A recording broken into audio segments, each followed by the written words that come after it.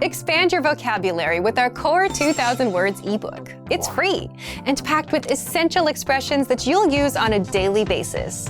Start building your vocabulary today. Click the link in the description below to download your free Polish ebook before it's gone.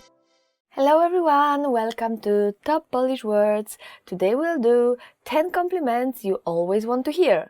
So, my name is Marzena and here we go. Number 1 is jesteś przystojny.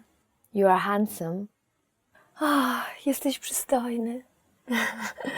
So, you are handsome or jesteś przystojny, you will use it to guys, not so much to girls. For girls you can say like ładna, piękna, or something close to that. And I believe every single guy in Poland would be very, very happy if you tell him that.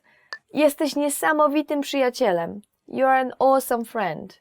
So, jesteś niesamowitym przyjacielem is something I would tell to my very, very good friend, because you use the word przyjaciel and we have 2 words for friends in Polish. So, kolega or koleżanka we use when we refer to a friend that is not a very, very close friend, but when we say, when we talk about a very, very close friend, we will say przyjaciel, or sometimes przyjaciółka, which refers to a girl. So przyjaciel, przyjaciółka. Jesteś niesamowitym przyjacielem. You are an awesome friend. Twoje wnętrze jest jeszcze piękniejsze niż twój wygląd zewnętrzny. Your inside is even more beautiful than your outside. Which is a great compliment to say to a girl or even a guy in Poland, but I believe a lot of my friends would be like, oh my gosh, oh, I'm so happy. And yeah, why not? Why not to make people happy? So you can use that one. Twoje CV jest imponujące. Your resume is impressive.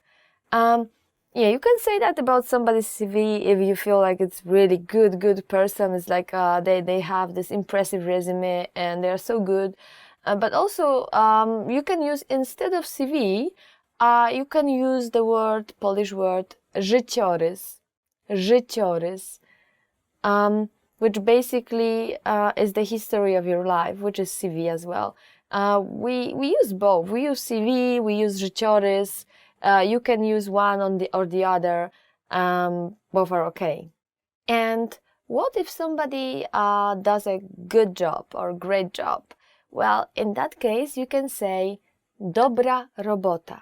Dobra robota.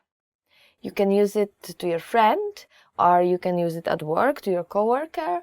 Well, I guess you wouldn't say it to your boss, but everybody else is okay, or maybe not to your teacher. But everywhere else, it's a good way to prize somebody. Ta kurtka wygląda na tobie ładnie. This jacket looks nice on you. And who wouldn't like to hear that? I guess it's a very nice thing to say, especially among the girls. So if you have a girlfriend, you can tell her that, you know, this jacket looks nice on you, or you can say, oh, this skirt looks nice on you. Ta kurtka, ta spódnica,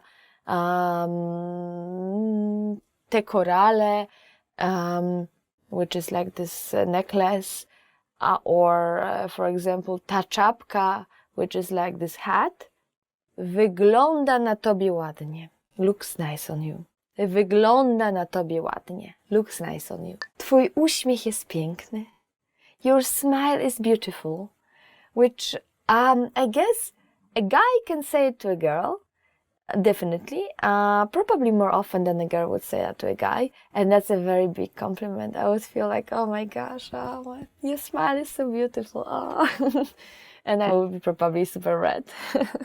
Wyglądasz przepięknie. You look gorgeous. This is something probably a boyfriend would say to his girlfriend, and sometimes I would say it to my girlfriends as well, just to make them feel better. And when they look really, really gorgeous, I would say, oh, wyglądasz przepięknie. You look gorgeous. Jesteś niezastąpiony.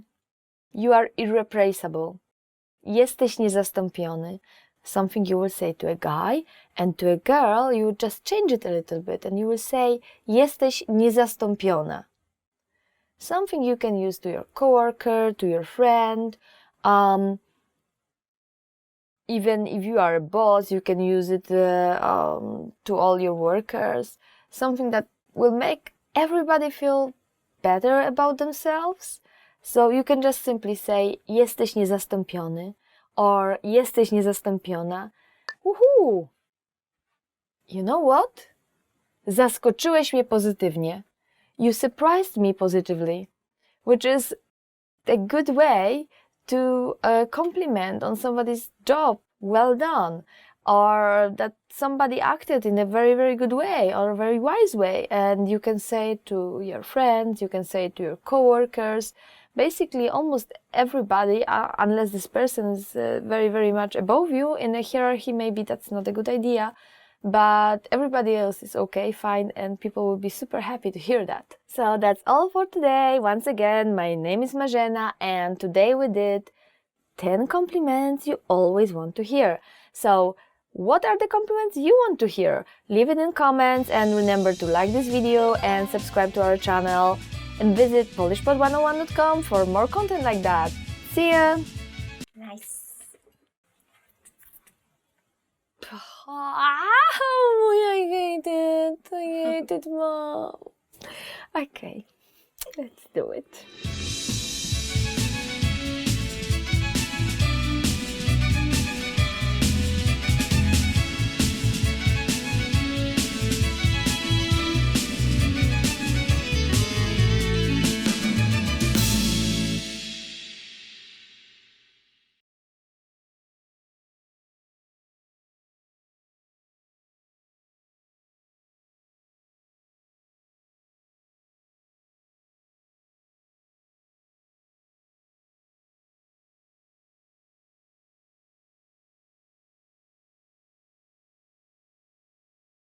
Ready to be sad. Hello everybody, welcome to Top Polish Words. My name is Marzena, and today we'll learn 10 sad words. So, let's begin. Zmartwiony, upset. So number one of the very, very sad words is zmartwiony. Zmartwiony or upset. You can use it in a sentence like, for example, saying czemu jesteś taki zmartwiony? Why are you so upset? So when you feel like you see your friend and he is very gloomy and not super energetic as he used to be, you can go there and ask him, czemu jesteś taki zmartwiony? And if it's a girl, you can say, czemu jesteś taka zmartwiona? Zraniony, hurt. Zraniony. Zraniony, which means to be hurt. For example, you can say, po tym, co powiedziała, on poczuł się bardzo zraniony. He felt hurt after what she said. You may know the word rana. Rana means injury. So zraniony can mean hurt or injured, like physically injured. So it means like the pain is very, very, very, very strong and you feel so sad. And it's just sad to watch. And that's basically zraniony. Samotny, lonely. Going even deeper into the sad feelings, we've got samotny. Samotny, which basically means lonely, with nobody else to hug you. You can say, jestem bardzo samotny. I'm very lonely. Smutny, sad. The next one is smutny. Smutny, which means sad. You can say, like if you see your friend very, very, very sad, you can say, coś ty taki smutny dzisiaj? You can translate it into like, why are you so sad today? Which is an easier way to say it, like it's not so heavy. It's like, oh, by the way, why are you so sad? Nieszczęśliwy, miserable. Nieszczęśliwy, miserable. On jest bardzo nieszczęśliwy. He is very miserable.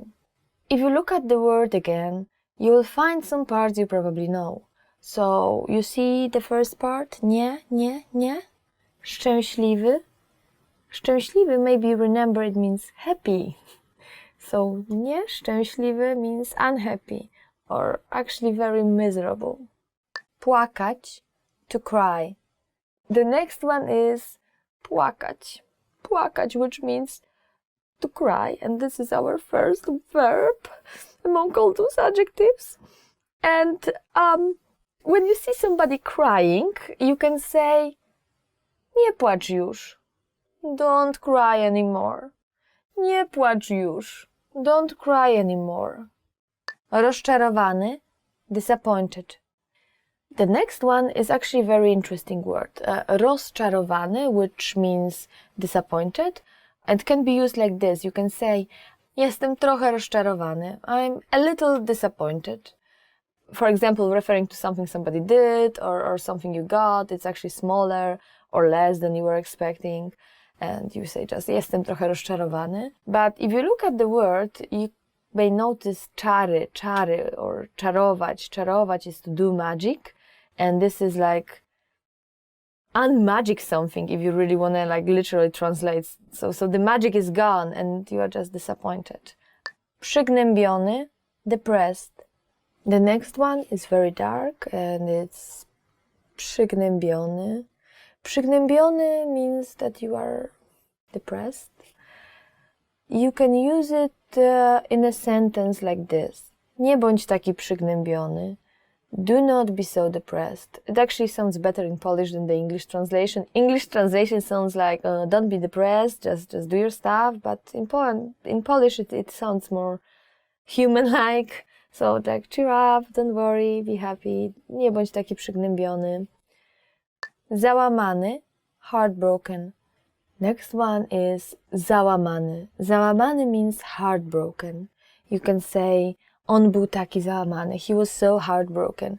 Although załamany has more meanings than only heartbroken. Heartbroken, it means, well, very, very sad, but it's very usually related to love life. Not only, but it can be related to love life. Załamany, I think that the meaning is broader a little bit. It means very, very sad and very, very disappointed at once. And that's załamany. You probably, you may know łamać, which just means to break. So he was like broken. That would be the best translation, like literal translation. Ponury, gloomy. The next word we can use to a person, or we can use to weather, for example, or to a color, and that's ponury. Ponury, which means gloomy. Dzisiaj jest bardzo ponury dzień. Today is a very gloomy day. Well, I hope today is not a very gloomy day outside. I actually feel there is some sun there, but when you have this very, very depressing day with lots of gray and no sun, and it's probably very, very cold, then you can say, today is a very gloomy day. Which is in Polish, dzisiaj jest bardzo ponury dzień. Dzisiaj jest bardzo ponury dzień. Thank you for watching. That's all for today. Today we did 10 sad words. How do you cheer up your friends when they are sad? Please leave it in a comment. Remember to like this video, subscribe to our channel, and go to polishpod101.com for more content like that. See ya!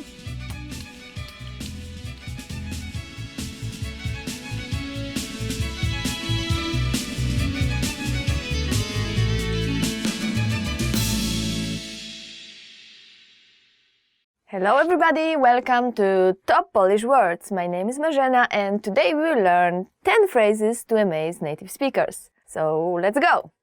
Dziękuję, ale nie jestem Polakiem. Thank you, but I'm not Polish. Dziękuję, ale nie jestem Polakiem. Thank you, but I'm not Polish. So I guess after long years of studying Polish, somebody can mistake you for an actual Polish person and then you can say, oh, no, thank you, I'm flattered, but I'm not Polish. Dziękuję, ale nie jestem Polakiem. Nauczyłem się mówić płynnie w ciągu zaledwie roku. It took me only a year to become fluent. Nauczyłem się mówić płynnie w ciągu zaledwie roku. Nauczyłem się mówić płynnie w ciągu zaledwie roku. It took me only a year to become fluent. Nauczyłem się mówić płynnie w ciągu zaledwie roku. And if you are a girl, you want to change this nauczyłem się into nauczyłam się. Nauczyłam się mówić płynnie w ciągu zaledwie roku. Będę mówił po polsku jak Polak w 3 lata. I will speak Polish like a Polish person in 3 years. Będę mówił po polsku jak Polak w 3 lata. I will speak Polish like a Polish person in 3 years. That can be a goal for you to achieve and kind of something you can do. So, please try. Good luck. Powodzenia. Uczyłem się polskiego przez 10 lat. I've been learning Polish for 10 years. Another thing that will leave people impressed is saying that you've been learning Polish for a very, very long time. And you can say, uczyłem się polskiego przez 10 lat. I've been learning Polish for 10 years. And remember, if you are a girl, you want to change uczyłem się into uczyłam się. Mogę oglądać polskie filmy bez napisów. I can watch Polish movies without subtitles. Mogę oglądać polskie filmy bez napisów. I can watch Polish movie without subtitles. This is something that will really impress people, and I guess you can achieve it by watching a lot of movies and then studying Polish with polishpod101.com. These two methods combined will lead you to success.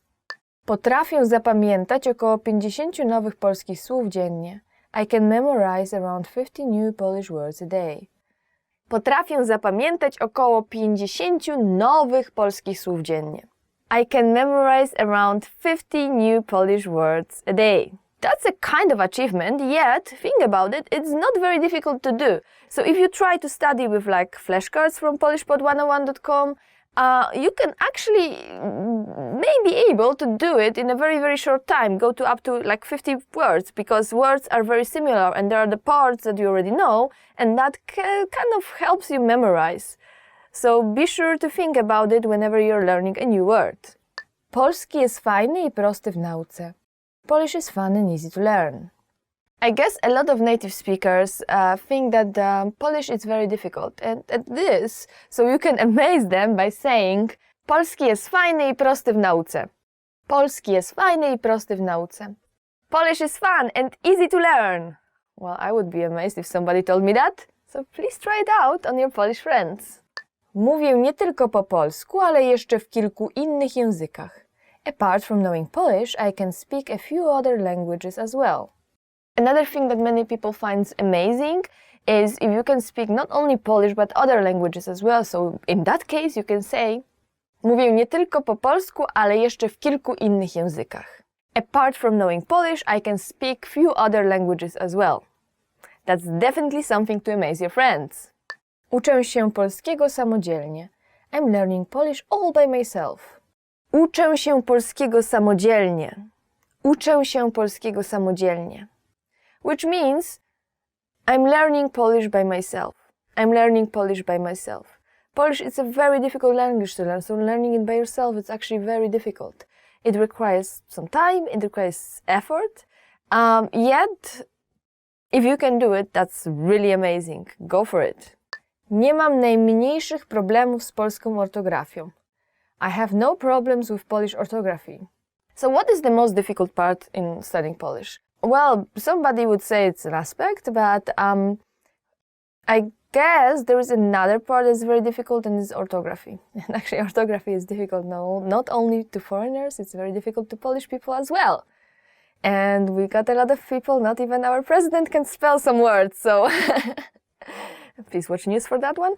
So if you want to impress somebody, you can say nie mam najmniejszych problemów z polską ortografią. Which means I have no problems with Polish orthography. That's actually cool. I do have problems with Polish orthography, so I would be impressed. Thank you for watching. This was 10 phrases to amaze native speakers.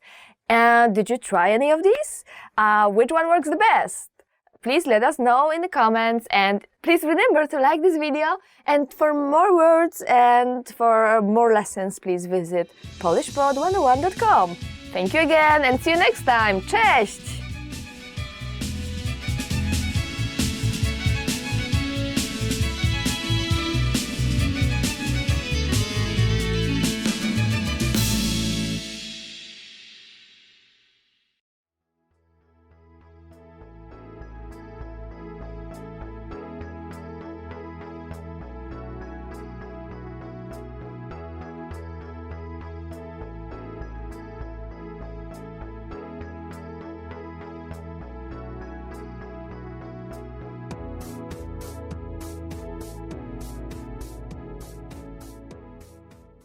Hello everybody and welcome to Top Polish Words. My name is Marzena and today we'll learn 10 foods that will kill you faster.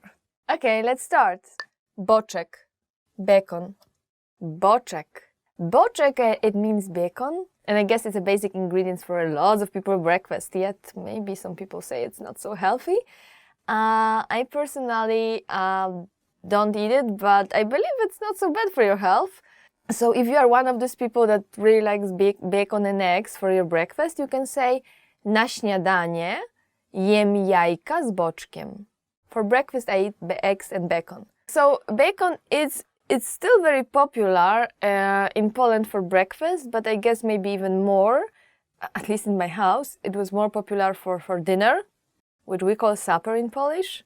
And I guess, a lot of people likes it, so, well, maybe it kills you, but what can you do? And what doesn't kill you makes you stronger, so enjoy your bacon. Napoje energetyczne, energy drinks. Okay, this one, I must admit that I drank a lot of this when I was the university student, and it's napoje energetyczne, which means energy drinks. So I didn't discover energy drinks till I was like a second year university student, and I discovered that all my friends are super awake because they are drinking all those, energy drinks, and I was the only one that didn't know about it. So, well, once I discovered the secret, I started drinking a lot, and I guess that's one of my big points. And you can get a lot of different energy drinks in Poland. Some are like Polish brands. You can get like 1 liter bottles or like 1.5. And we used to drink it before session, like before exams. We used to drink it like before exams. Me and my 2 friends, we gathered at my house and we were studying and we had exam every day. So we used to drink like the whole bottle. A person. And me and my friend, we are actually good, but my other friend, she got like, her heart started beating fast, so be careful, don't overdo it. But we used to sleep like 1 hour a day, so we really needed that. If you live very healthy and you don't really want to drink that, then you can say nie pijam napoi energetycznych, which basically translates to I don't drink energy drinks. And good for you. Przetworzone mięso, processed meat. Przetworzone mięso means processed meat. Tworzyć means to make, to create, and this prefix prze means like to repeat something, to do it like many times. It can mean different stuff, but I would translate it literally like go through that again or go through that. So go through the whole process of creation. And then meat that goes through the whole process of creation. So przetworzone, so go through the process. I guess that's the best explanation. Przetworzone mięso, processed meat. We've got a lot of meat in Poland, and obviously among that meat we've got processed meat as well. So you can actually say that w sklepach jest dużo przetworzonego mięsa. So you can say there is a lot of processed meat in shops, among all the other very good meat. So please be sure to try Polish meat, the one that is actually good and good for your health. Mrożone posiłki, frozen meals. Since Polish people really like home cooking and, everything that your mom or your grandma or your father or grandpa makes, since we really like it, we don't really buy a lot of these, but our next word is mrożone posiłki, which basically means frozen meals. So if you are, on the other hand, one of those people that actually buys a lot of these, you can say zazwyczaj kupuję mrożone posiłki. I usually buy frozen meals. Zazwyczaj kupuję mrożone posiłki. Chipsy, potato chips. Chipsy, which basically means potato chips. You can spell it with H, like kind of taken, like taking this, English spelling into Polish and then just adding the word ending. And it's chipsy. Or you can translate it or transcribe it into Polish spelling with C and Z. Actually, it's up to you, but I think that the English spelling is more common still. So chipsy. And if you're like me and you don't really like potato chips, I must admit I really don't eat potato chips at all. You can say nie przepadam za chipsami. Nie przepadam za chipsami. And if somebody offers you potato chips, saying nie przepadam za chipsami is actually a very nice way of saying no thank you. So basically what it translates to is I'm not a big fan of potato chips. Nie przepadam za chipsami. No thank you, no. Nie przepadam za chipsami. Margaryna, margarine. This is something I'm not a big fan of as well, and it's margaryna, margaryna. Margaryna means margarine, and a lot of people kind of think that it's better than butter. I myself, I think like butter. I'm a butter person. I don't like margarine. Yeah, if you do, and if you use it instead of butter, you can say używam margaryny zamiast masła. Używam margaryny zamiast masła. I use margarine instead of butter. Używam margaryny zamiast masła. Śmietana, cream. Well, I cannot say it's unhealthy because it's like a base of a lot of very, very good Polish dishes. So please don't think it's unhealthy. Please don't think it's going to kill you. It won't. And it's śmietana.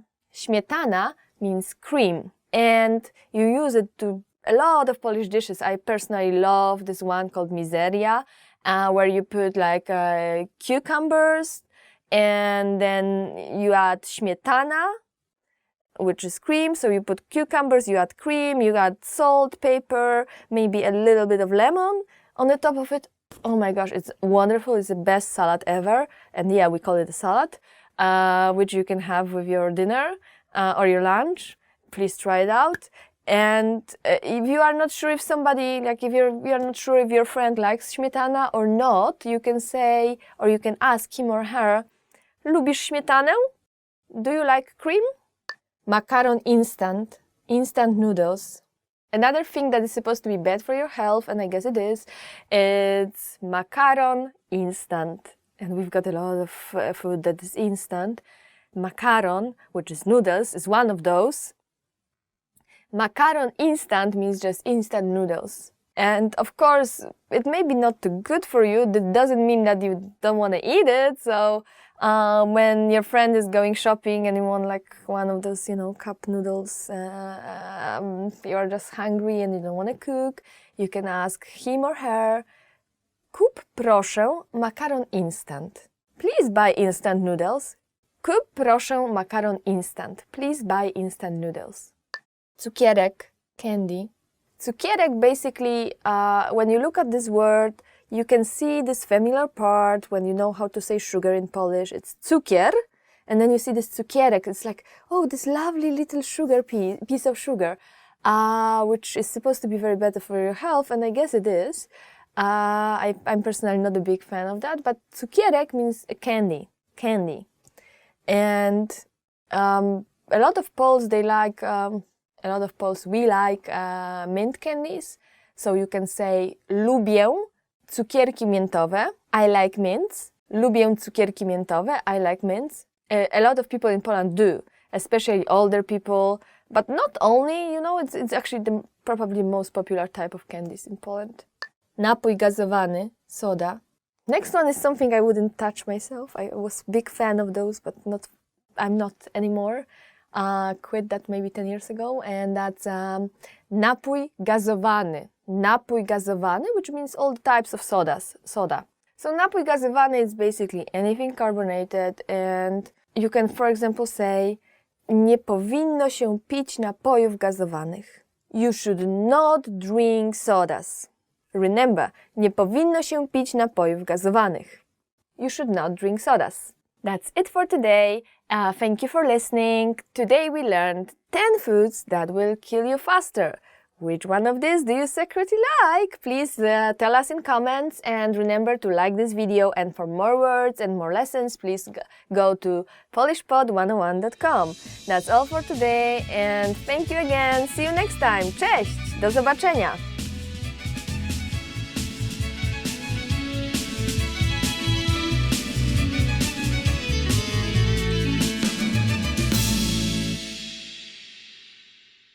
Hello everyone, my name is Marzena, and today we will talk about something really yummy, which is 10 Polish foods. So here we go. The first one is definitely my favorite one, which is borscht. So in English you usually say borscht, And we do eat borscht on special occasions. We don't eat it every day. We don't even eat it every week, unless you buy yourself instant one. But you don't really make it. You make it, at least at my house, once a year. And that's a very, very special occasion, Christmas. And we make it with no meat. So, for example, you can say, podczas Wigilii je się czerwony barszcz. On Christmas Eve, one eats red borscht, which is totally true. Red borscht or barszcz, barszcz czerwony, czerwony barszcz. It's a special food for Christmas, and actually for Christmas Eve. And you don't really need to add this red part, because when you say borscht, it's kind of obvious it's red. We do have another one, which we call white borscht or biały barszcz, and that one is usually served for Easter. And if you just say borscht or barszcz, it's always the red one. And it's very clear there is almost nothing inside except from uszka, which means ear or ears, and it's usually it's something like pierogi, kind of like the dumplings, with mushrooms inside, which you put inside of borscht. Please try it at home.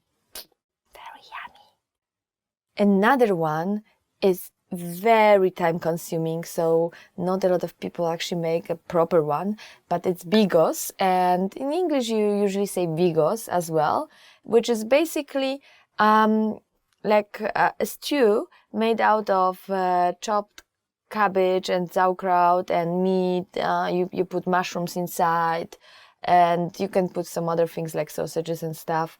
It really differs between different houses, and that's how my mom made it. Sometimes you put plums as well. And the thing is that it takes time to make it. And it really takes time to make it. So, well, one could say, bigos gotuje się ponad tydzień. It takes over a week to cook bigos, which is true. If you want to do it the traditional way, it really takes up to 2 weeks to make it.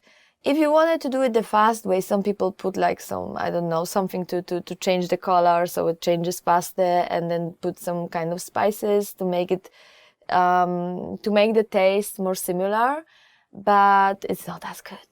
You really need to take your time. That's why we don't make it very often, but once we do, we make a big bowl of bigos, which is delicious. Another one is something that reminds me of my childhood, and it's budyń, pudding.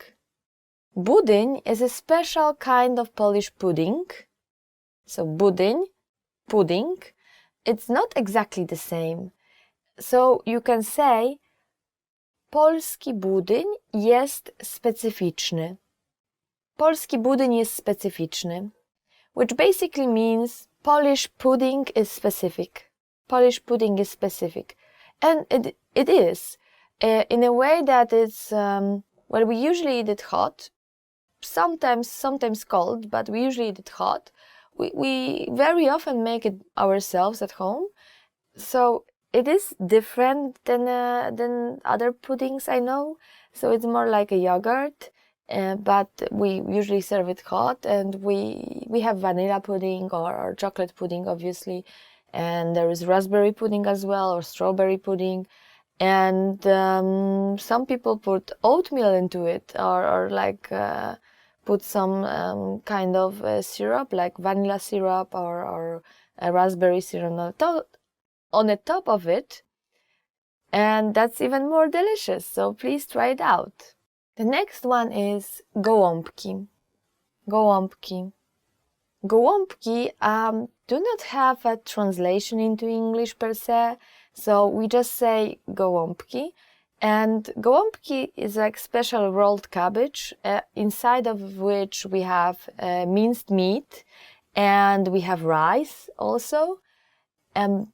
The proportion of meat and rice differ between houses and different households. For example, my mom put more rice than meat, but In some places they will put more meat than rice, and there's almost no rice, or there's almost no meat, or somewhere in between. And we put tomato sauce over it, which is very delicious. And lately I don't eat so much meat, so I kind of switched to vegetables or fish. So my mom is making me gołąbki with mushrooms instead of meat. That's another way of doing that. And then you can put mushroom sauce on the top of it, or just the same tomato sauce. So if you have a Polish boyfriend or a Polish girlfriend and you make the gołąbki for them, you can say zrobiłam ci gołąbki. I made gołąbki for you. Zrobiłam ci gołąbki. I made you gołąbki. I made you gołąbki. Zrobiłam ci gołąbki. The next one is my absolute favorite. And I don't think any Polish person can live without it. And it's pierogi, dumplings. You may know the name because it became very, very, very famous around the world. Pierogi, which sometimes are referred to in English as pierogi, also are called dumplings or Polish dumplings, are this wonderful thing. We have pierogi in many, many, many, many different kinds. Like they come in sweet, sour, whatever you want. Probably more than 100 different kinds, but one of the most popular are pierogi ruskie, which you can translate as Russian pierogi, but they are not Russian at all. They are very, very Polish. And you have also pierogi with sauerkraut and with porcini, with mushrooms, and pierogi with strawberries, blueberries, whatever you like. You can put basically anything. You can put spinach and cheese and whatever you like. But of course, since the Russian pierogi are the most popular, often people will say, najbardziej lubię pierogi ruskie. Najbardziej lubię pierogi ruskie. I like Russian pierogi the best. I like Russian pierogi the best. So what actually is this Russian pierogi? It has inside cottage cheese and potatoes and fried onion, sometimes with bacon or like the small pieces of bacon. And you can put it on the top of this as well. And you can eat it with sour cream as well, which are very, very, very, very delicious. It's highly recommended. Please be sure to try it out if you are in Poland. The next one is kiełbasa wędzona, smoked sausage. Kiełbasa wędzona, which just means smoked sausage, is very good in Poland. So people think that, for example, Germany has very good sausages, but actually they come to Poland to buy our sausages. So be sure to try it. I know that some people refer to this Polish sausage as kiełbasa in English. So it became that popular that it's actually a word in English, kiełbasa, which in Polish just means sausage, any sausage. But the specific Polish sausage, it's kiełbasa. And for example, you can say, mama zrobiła kiełbasę wędzoną. My mom made smoked sausage. Mama zrobiła kiełbasę wędzoną. Kotlet schabowy, pork chop. Kotlet schabowy means pork chop.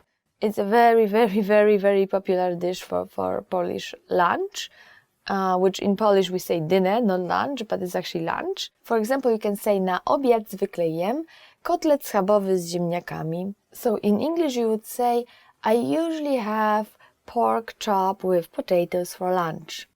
And that's true for many, many, many people in Poland, especially for Sunday dinner, or actually Sunday lunch, as I said. It's very, very often pork chop. So now we came to the desserts, and we have krówki, fudge, which in Polish we say krówki. Krówki literally means cows or little cows. And we call it krówki because, as you may know, fudge is made out of milk. So basically, it's very, very related to cows. And that's our way of thinking. So, but if you say krówki, even if the brand is different and sometimes they call it different way, but everybody will call it krówki anyway. So, for example, you can say, kupiłam sobie krówki. I bought fudge for myself. Kupiłam sobie krówki. Rosół. Rosół. Now we are going back to the lunchtime for a while, and let me introduce you to rosół. Rosół. So you can just say rosół, and if you don't really know what it is, let me explain it. It's like it is a soup. It's like a meat-based soup served usually with noodles and maybe small carrots inside, maybe parsley on the top of it, but not a lot of stuff inside. Just usually it's with chicken, but you don't pour it onto your plate. You just use it to cook the soup itself. And of course, you use a lot of vegetables to cook it, but you don't really use those vegetables. You may use it later to make another salad, but rosół, it's usually very clear as a soup. So, for example, you can say, w niedzielę na obiad będzie rosół. For Sunday lunch, we will have rosół, which is true for many, many, many houses in Poland, and many people in Poland will eat rosół for Sunday. It's so much Sunday lunch. It's really, really, really a very typical thing to eat. Pierniki, gingerbread. Now, going back to sweet stuff, we do have this type of cookies we eat for Christmas, and usually it's only for Christmas, although you can buy it all the year around.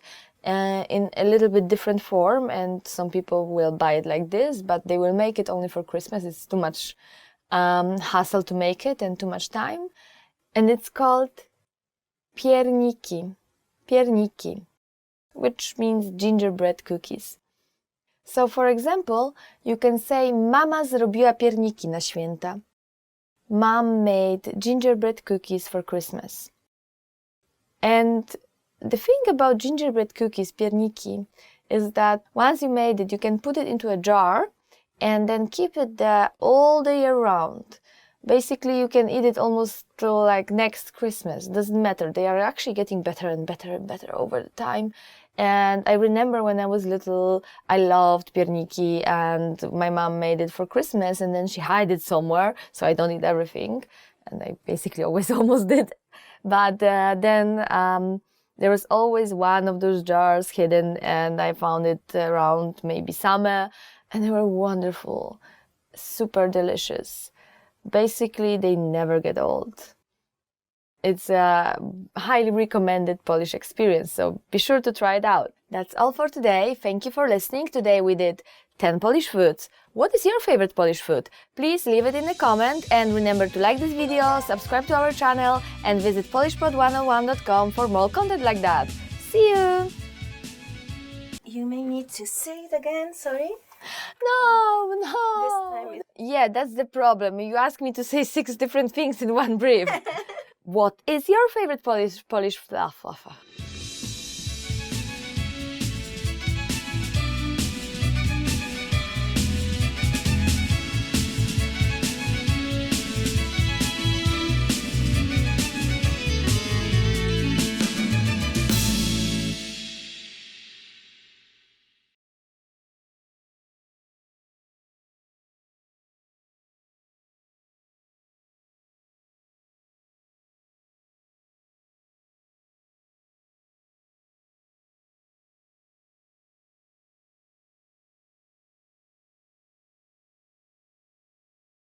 Hello everybody, welcome to Top Polish Words. My name is Marzena, and today we will learn 10 phrases you never want to hear.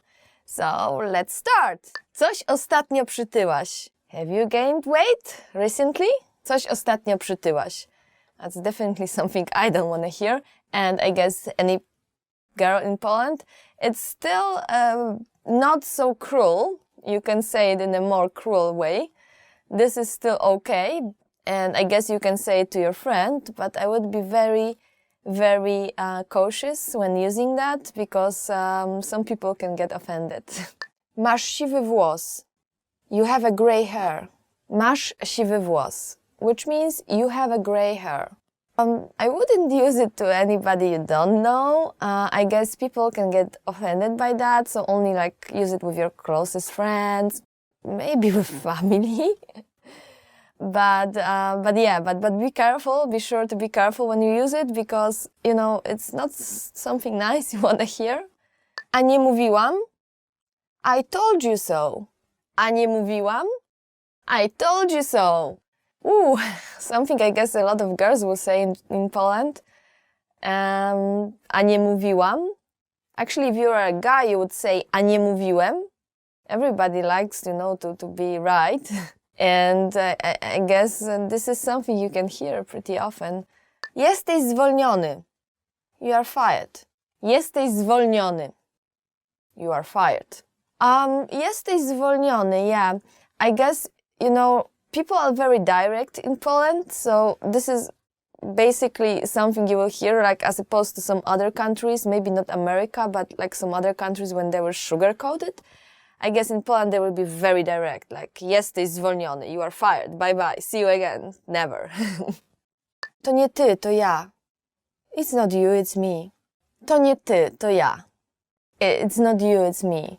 I guess that's one of those breakup phrases you can use, and well, it's something that maybe, can make this breakup thing easier, but not really, no. It's something that will actually hurt the other person, so be careful when you use it. Dziękujemy za pański życiorys. Niestety już kogoś przyjęliśmy na to stanowisko. Thank you for your resume. However, the position has been filled. Dziękujemy za pański życiorys. Niestety już kogoś przyjęliśmy na to stanowisko. Thank you for your resume. However, the position has been filled. Well, actually, when we apply to a lot of different companies, sometimes you may get something like that as a standard email thing. Sometimes you may get actually nothing. And that's very common. People don't really reply. If they don't hire you, they don't say anything. And you may actually experience that. It's not too funny. It's actually worse than getting an email like that. But sadly, that's true about a lot of companies. Powinniśmy zacząć spotykać się z innymi ludźmi. We should see other people. Powinniśmy zacząć spotykać się z innymi ludźmi. We should see other people. Well, that's tough. I guess it's another one of those breakup phrases that you don't really want to hear. And I haven't heard it so often in Poland, to be honest. I guess, when you break up, you just break up. You don't start meeting with like other people and maybe eventually get back together. Nie mam dzisiaj pieniędzy dla ciebie. I don't have your money today. Nie mam dzisiaj pieniędzy dla ciebie. I don't have your money today. Well, yeah, lending money to your friends and your family, it's actually a common practice in Poland. In some other countries you may feel, like you shouldn't ask for it. Not in Poland, not really. It's very easy to ask your friend to lend you money, but then you should actually give it back. So this is something you wouldn't like to hear, like, no, sorry, today I don't have your money, maybe wait a week or two or a year, another. Musimy porozmawiać. We need to talk. Musimy porozmawiać. We need to talk. And that is getting very serious. And this is something you can hear from your partner, at home, at work, at school, and it's never good. So just prepare mentally, go to this talk and get through it, because what else can you do? Przepraszam, zapomniałem. Sorry, I forgot. Przepraszam, zapomniałem. Sorry, I forgot. Well, if you forgot about date, then you are in a big trouble. If you forgot about something from work, they maybe, may go easy on you. So, in Poland, people like understand that you can make a mistake. It's not so, it's not so big. And I guess there wouldn't be a big issue. So thank you for watching. This was Top Words in Polish, 10 phrases you never want to hear. So remember to like this video and check out polishpod101.com. Thank you again and see you next time!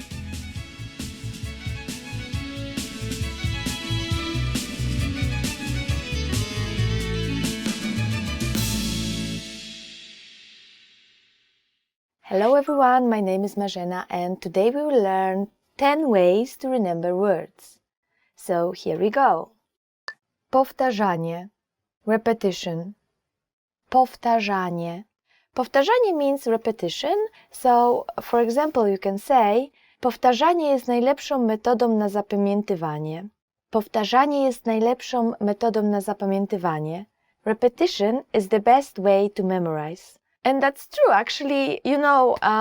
Some people say that you have to repeat a word maybe 5, 6, 7, and sometimes even up to 12 times to really, truly remember it. You have to see it in different sentences. That's actually what's working. So remember to always repeat whatever you learn. Oglądać telewizję z napisami. To watch TV with subtitles. Oglądać telewizję z napisami. To watch TV with subtitles. So another very good thing is just to watch TV with subtitles. And you can say, często oglądam telewizję z napisami. I often watch TV with subtitles. That is a very good thing to do if you, for example, watch it in Polish and then you have subtitles in Polish and you can kind of try to match these words with the sounds you hear. Or you can even try subtitles in English, but still listen to Polish and, oh, okay, I know this word. Oh, that's this one word in English. That's a very nice thing to do. Or do it the other way around. You can watch TV in English and then have subtitles in Polish and try to match between the words. Ćwiczyć poprzez pisanie.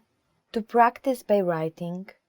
So, for example, you can say, ćwiczę nowe słowa poprzez ich pisanie.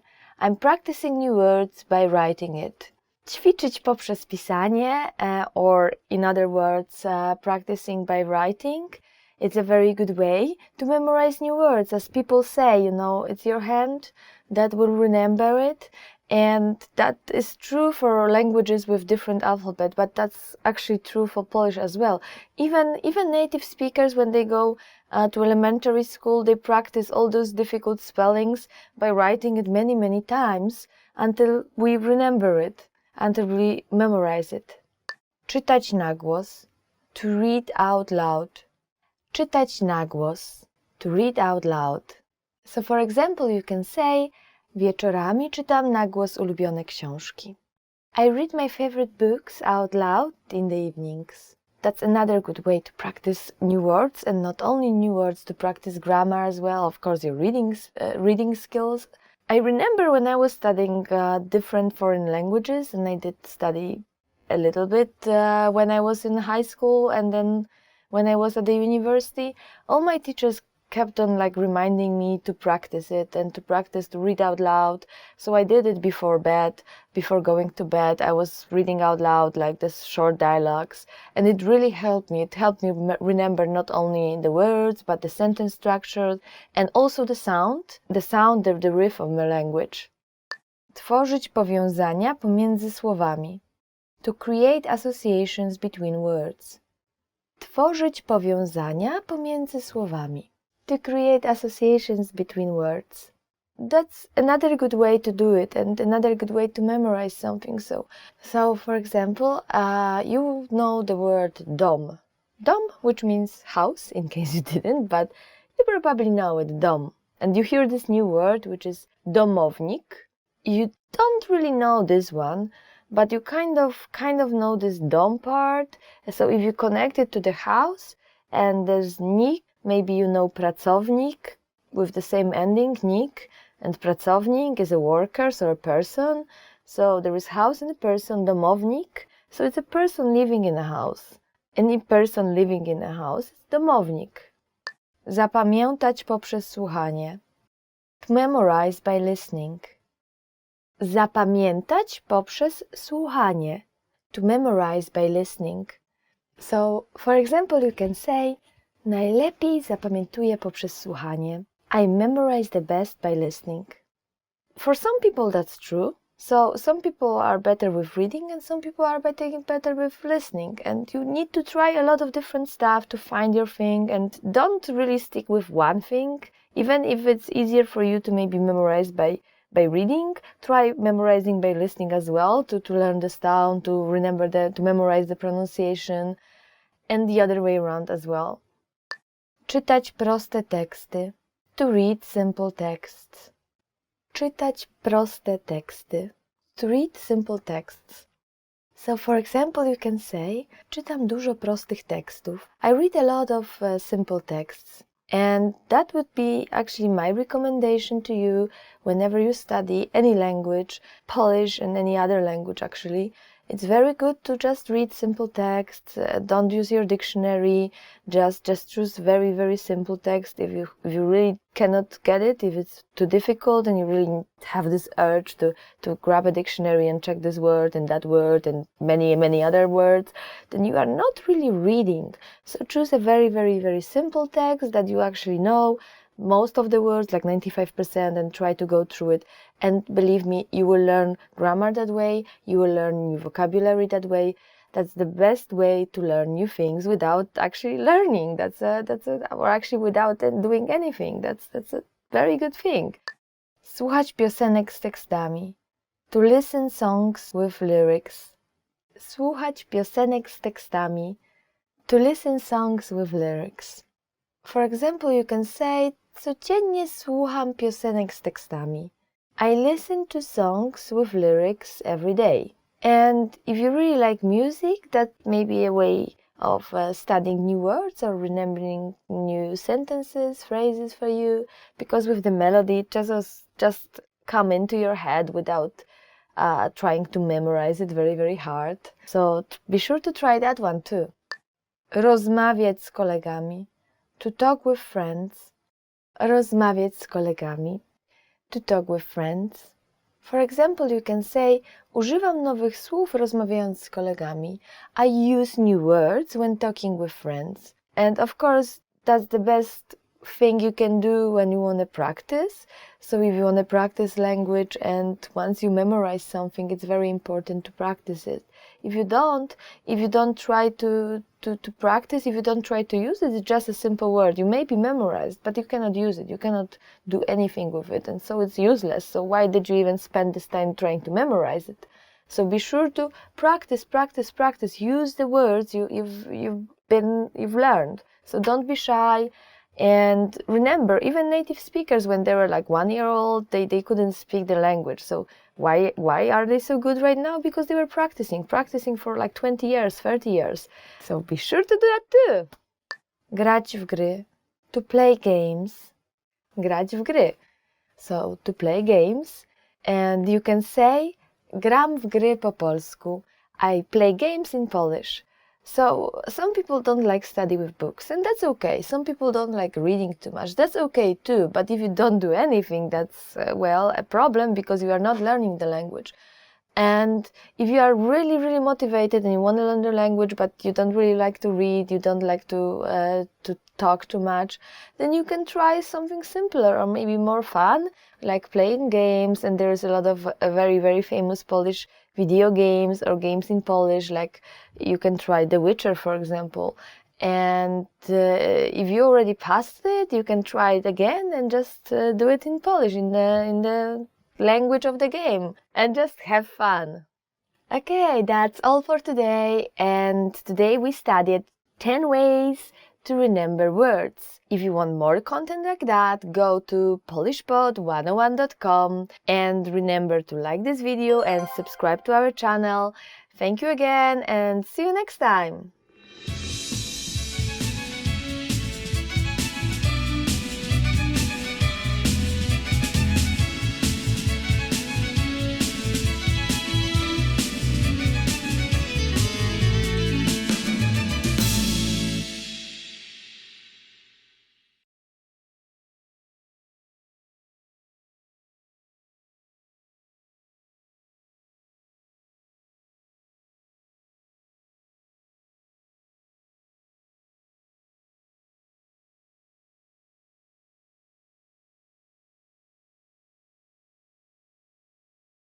Hello everyone, welcome to Top Polish Words. My name is Marzena and today we will learn 10 phrases you always want to hear in Polish. Świetnie dzisiaj wyglądasz. You look great today. So the first one is świetnie dzisiaj wyglądasz. You look great today. So that's a good one. You can say it to your friends, you can say it to somebody from your family. You wouldn't say it to a person you don't know, like, random person on the street, which you do in some other countries, but everybody will feel better with this one. Świetnie dzisiaj wyglądasz. You look great today. Tęsknię za tobą. I miss you. Tęsknię za tobą.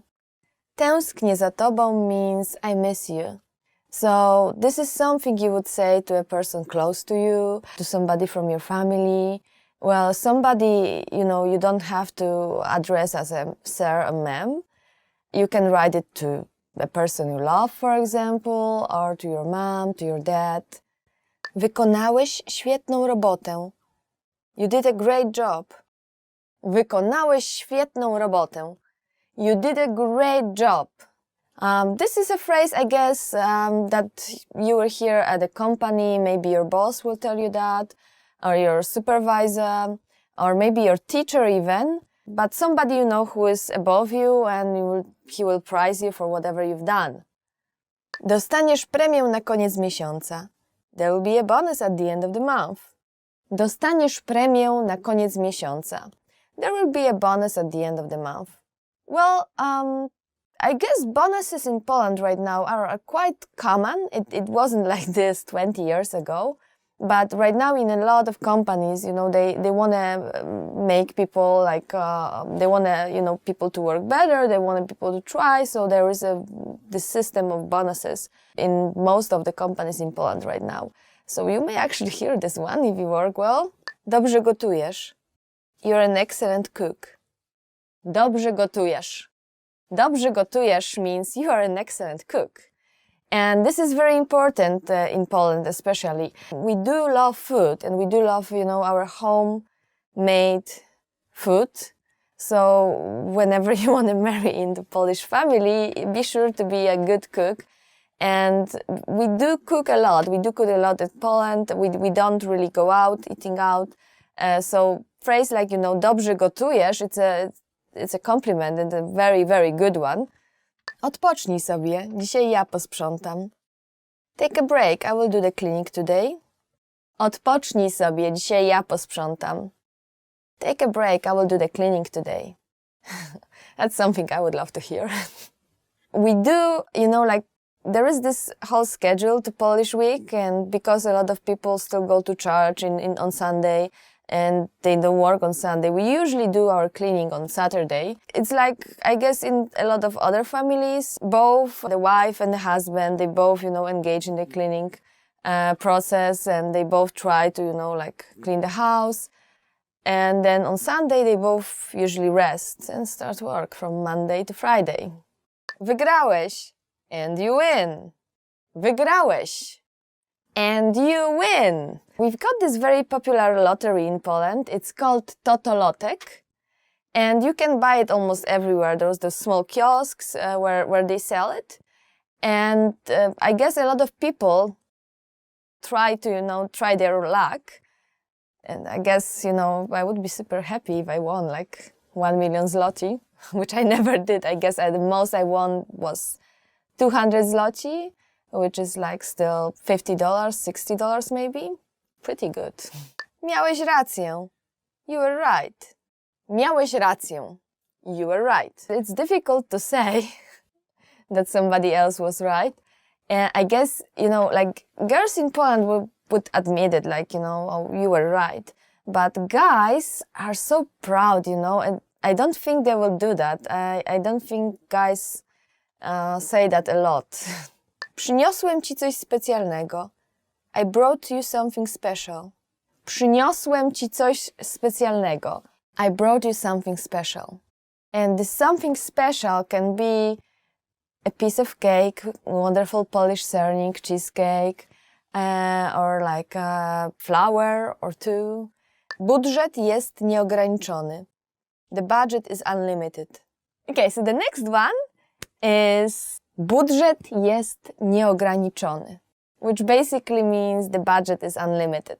I don't think you will ever hear it in a Polish company, but if so, that's definitely something that will make you happy. And that's all for today. Once again, my name is Marzena, and today we learned 10 things you want to hear in Polish. So if you like this video, please remember to like it and remember to check out polishpod101.com. That's all for today, and see you next time. Thank you!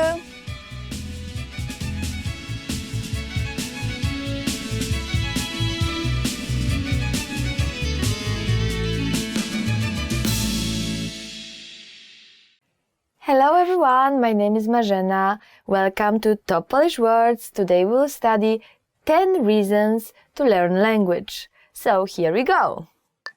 To jest piękny język. It's a beautiful language. To jest piękny język. It's a beautiful language. I know a lot of people learning a language just because it sounds beautiful for them. Or not learning a language because they don't like the sound. But many of my friends, they are like, oh, I love it. I love the sound of this language. I love the sound of Polish. I want to speak Polish. Oh, I want to learn it. So that's a very good motivation. So keep going. Żeby porozmawiać z polskimi przyjaciółmi. To chat with Polish friends. Żeby porozmawiać z polskimi przyjaciółmi. To chat with Polish friends. Uczę się polskiego, żeby porozmawiać z polskimi przyjaciółmi.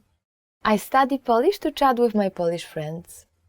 That's a good reason because you can practice, you can use that time, this chatting with friends time, to actually practice new words and practice the language you learn, and that actually will make your study so much more easier, and you will be improving way faster than other people. So try it.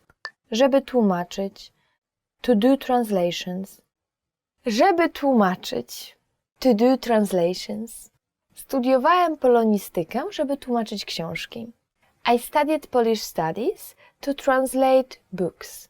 If you have like a Polish author you really like, or you love Polish poems, for example, you know Szymborska, who is a very famous writer and passed away maybe a few years ago. So if you like her work, and I do, it's so much more beautiful when you read it in the original language and then try to translate it the best way possible, because some people just fail with translation. So sometimes it's just better to do it yourself and to learn and to read the original. It's worth it. Żeby oglądać filmy bez napisów. To watch movies without subtitles. Żeby oglądać filmy bez napisów. To watch movies without subtitles. Zapisałem się na kurs polskiego, żeby oglądać filmy bez napisów. I took a Polish language course to watch movies without subtitles. I don't know if you know Andrzej Wajda, who is a very famous Polish director, but if you do, you probably like his movies. Have you ever wondered how the movies sound in Polish, in the original language? You may try to find out once you study a little bit, once you get a little bit better, and you can actually watch it and you can understand it better. You can understand the creation better. And it's so much more enjoyable to watch it in Polish, so try it. Żeby mieszkać w Polsce. To live in Poland. Żeby mieszkać w Polsce. To live in Poland. For example, you can say, zacząłem uczyć się polskiego, żeby mieszkać w Polsce. I started to learn Polish in order to live in Poland. Of course, you can live in Poland without knowing Polish, and you can live in any other country without knowing that language, but this is so much more difficult when you cannot even go and order coffee or your meal or beer or whatever you want in the language. And it's so much easier when you can. There will be no misunderstandings, and it will be so much easier to get what you want, and it will be so much easier to rent an apartment and to get a job once you speak the language. So that's a very nice reason to start learning a language. If you're going to that country, or if you want to live in that country, and Poland is a very beautiful country to live in, then learning the language is a very, very, very good idea. Żeby zrozumieć teksty piosenek. To understand song lyrics. Żeby rozumieć teksty piosenek. To understand song lyrics. Kupiłem słownik, żeby rozumieć teksty piosenek. I bought a dictionary to understand songs' lyrics. Polish music is actually quite particular and it's very nice. And what is nice about it is that the lyrics are wonderful. I prefer songs with lyrics, and I love to understand whatever they are singing about, just to feel the emotions and why it's going up, why the voice is going down or up, or why this person is doing this or that, why is it faster or slower.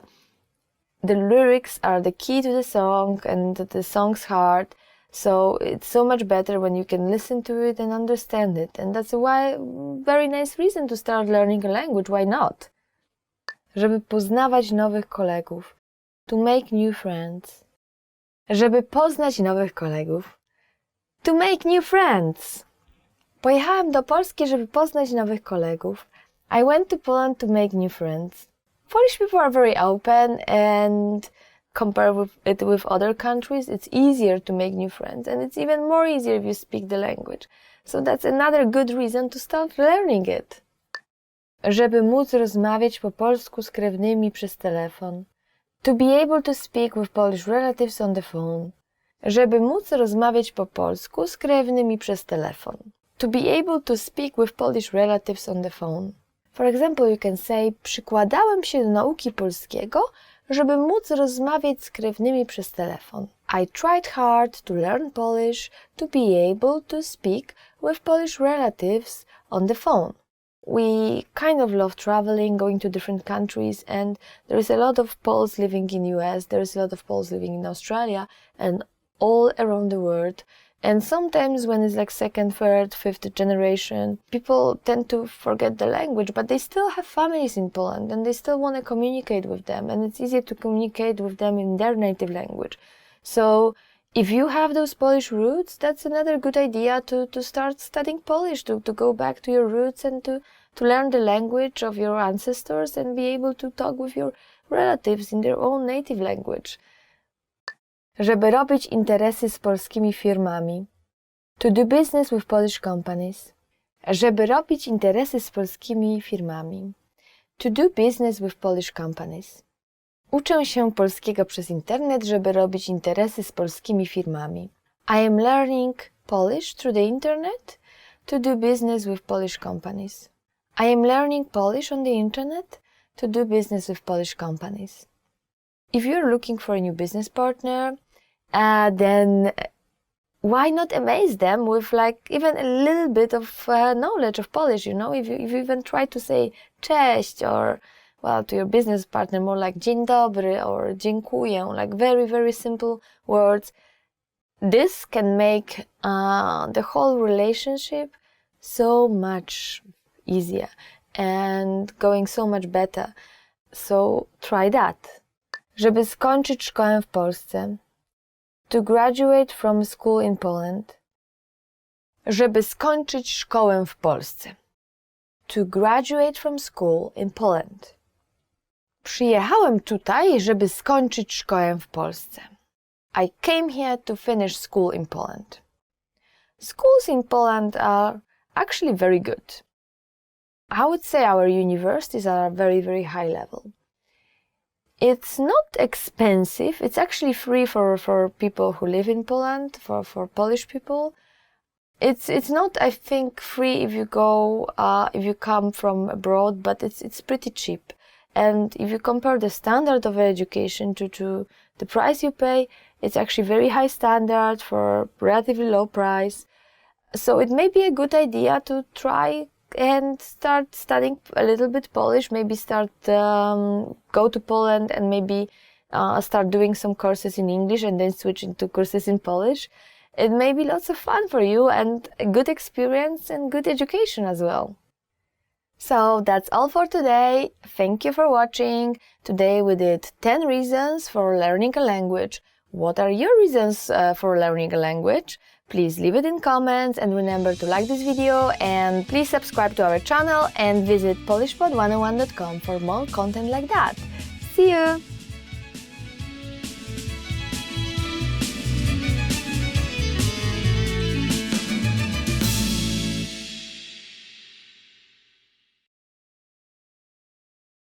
Hello everyone, welcome to Top Polish Words. And today we will be doing top 25 Polish phrases. My name is Marzena. Let's start. So the first phrase is cześć.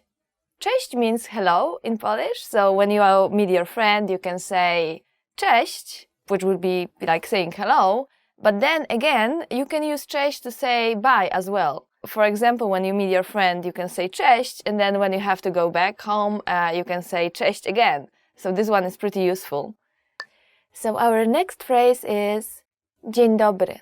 Dzień dobry means good morning in English, but actually what it literally means is dzień, which is a day, and dobry, which is good.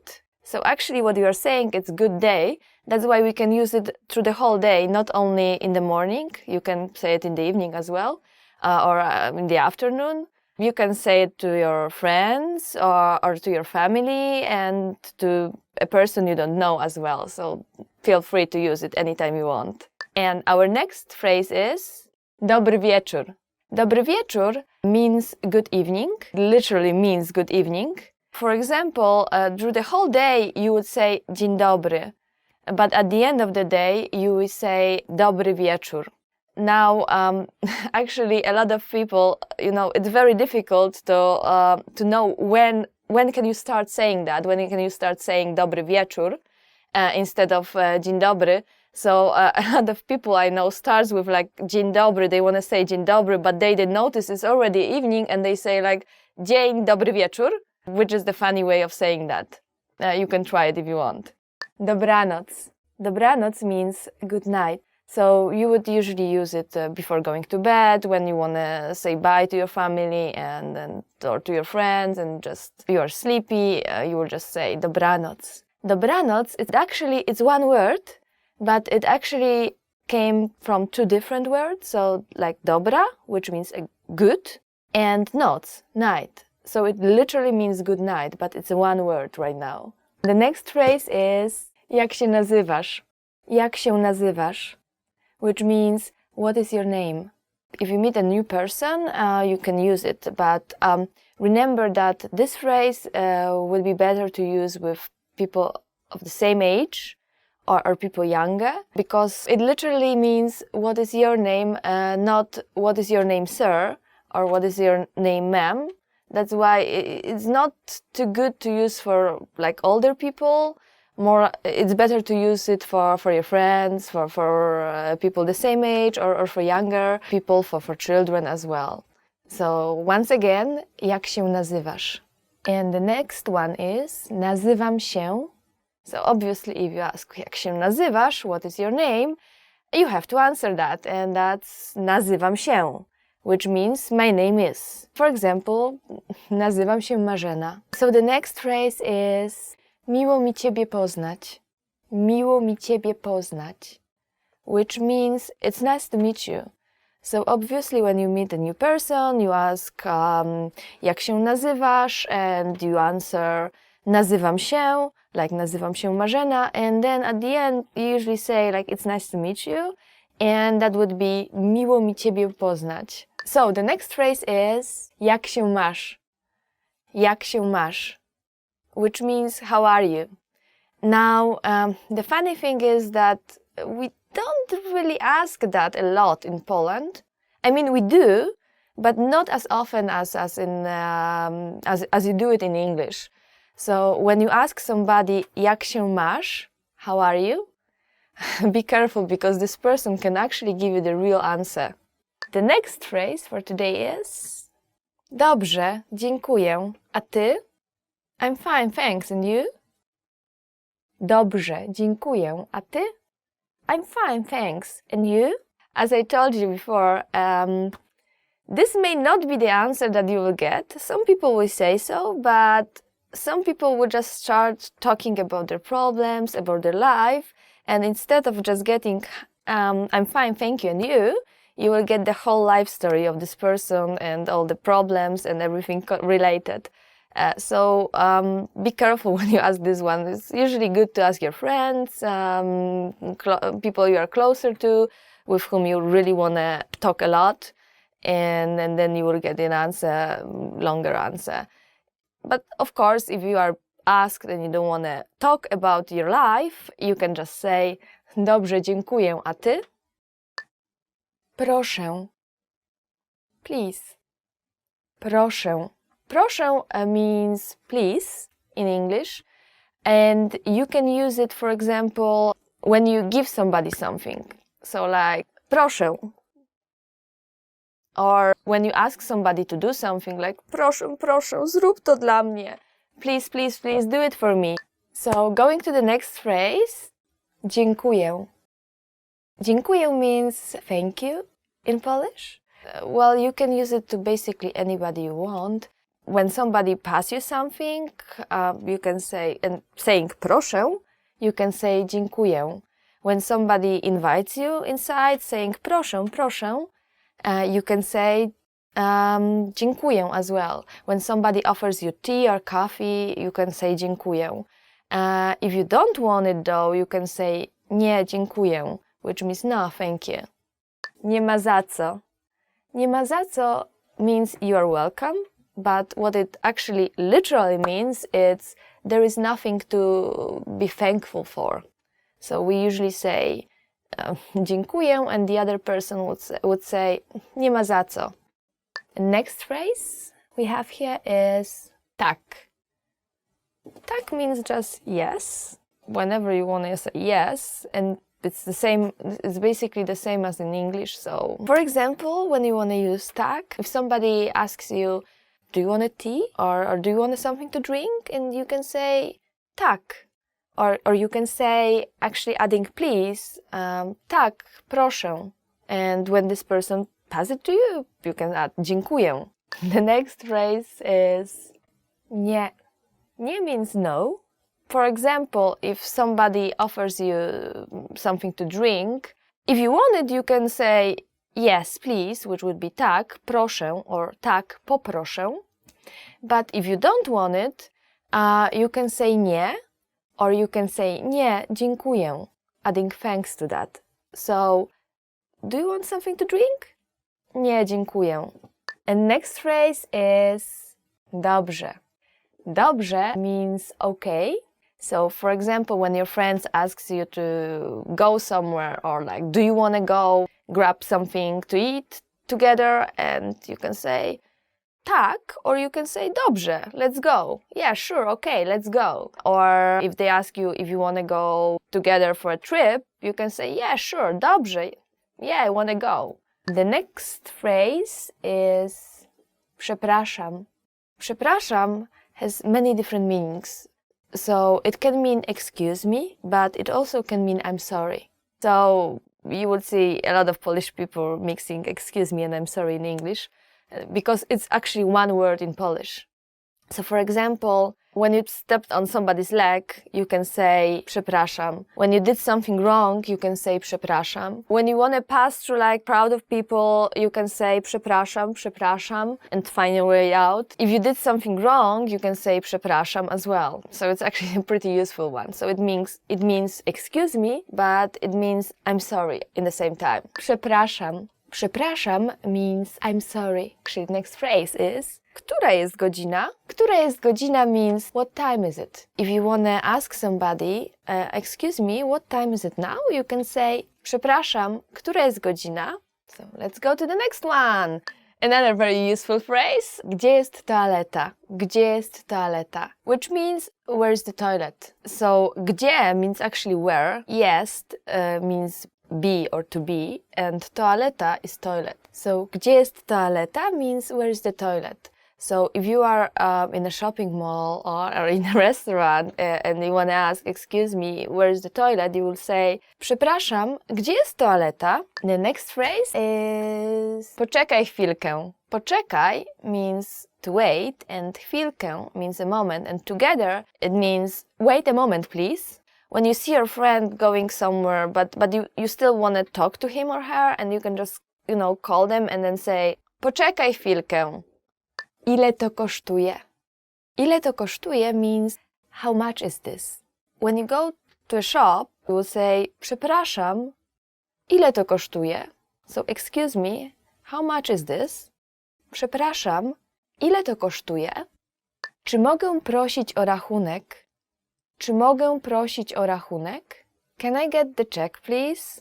So imagine you are sitting in a very nice Polish restaurant eating pierogi or any other wonderful Polish dish, and you've just finished and you just want to get your bill.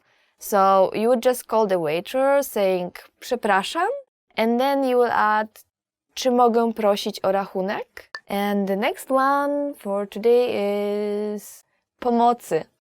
Pomocy. This means help, and I hope you will not have to use this one anytime soon. But if you're ever in danger, if you ever are in a very dangerous situation, which I hope you will not be in Poland, you can use this one, saying pomocy. Do zobaczenia. Do zobaczenia means see you later. You can use it when you speak with your friends and with your family or with anyone basically, because it's not super formal, but it's not only reserved to your closest friends. So like for example, we started this one with cześć, which was hello, but it was bye as well. And this one you would use when you speak with your friends, you would say cześć. But then for everybody else, your friends included, you can say do zobaczenia, which means until we see each other again. Potrafię dobrze mówić po polsku. I can't speak Polish very well. Nie potrafię means I can't. Mówić means to speak, and then po polsku means in Polish. So nie potrafię mówić po polsku, it literally means I can't speak Polish very well, or I can't speak in Polish very well if you wanted a very literal translation. When you start learning the language and you are still not so good and you meet like people and you want to tell them that your Polish it's not so good or it's not super good yet, you can use this phrase. Nie potrafię dobrze mówić po polsku. Thank you guys for watching. This was top 25 Polish phrases. And if you like this video, remember to give it a thumb up and leave some comments below. If you have any questions, you can leave it as well. And for more words and phrases, go to polishpod101.com. Thank you and see you again!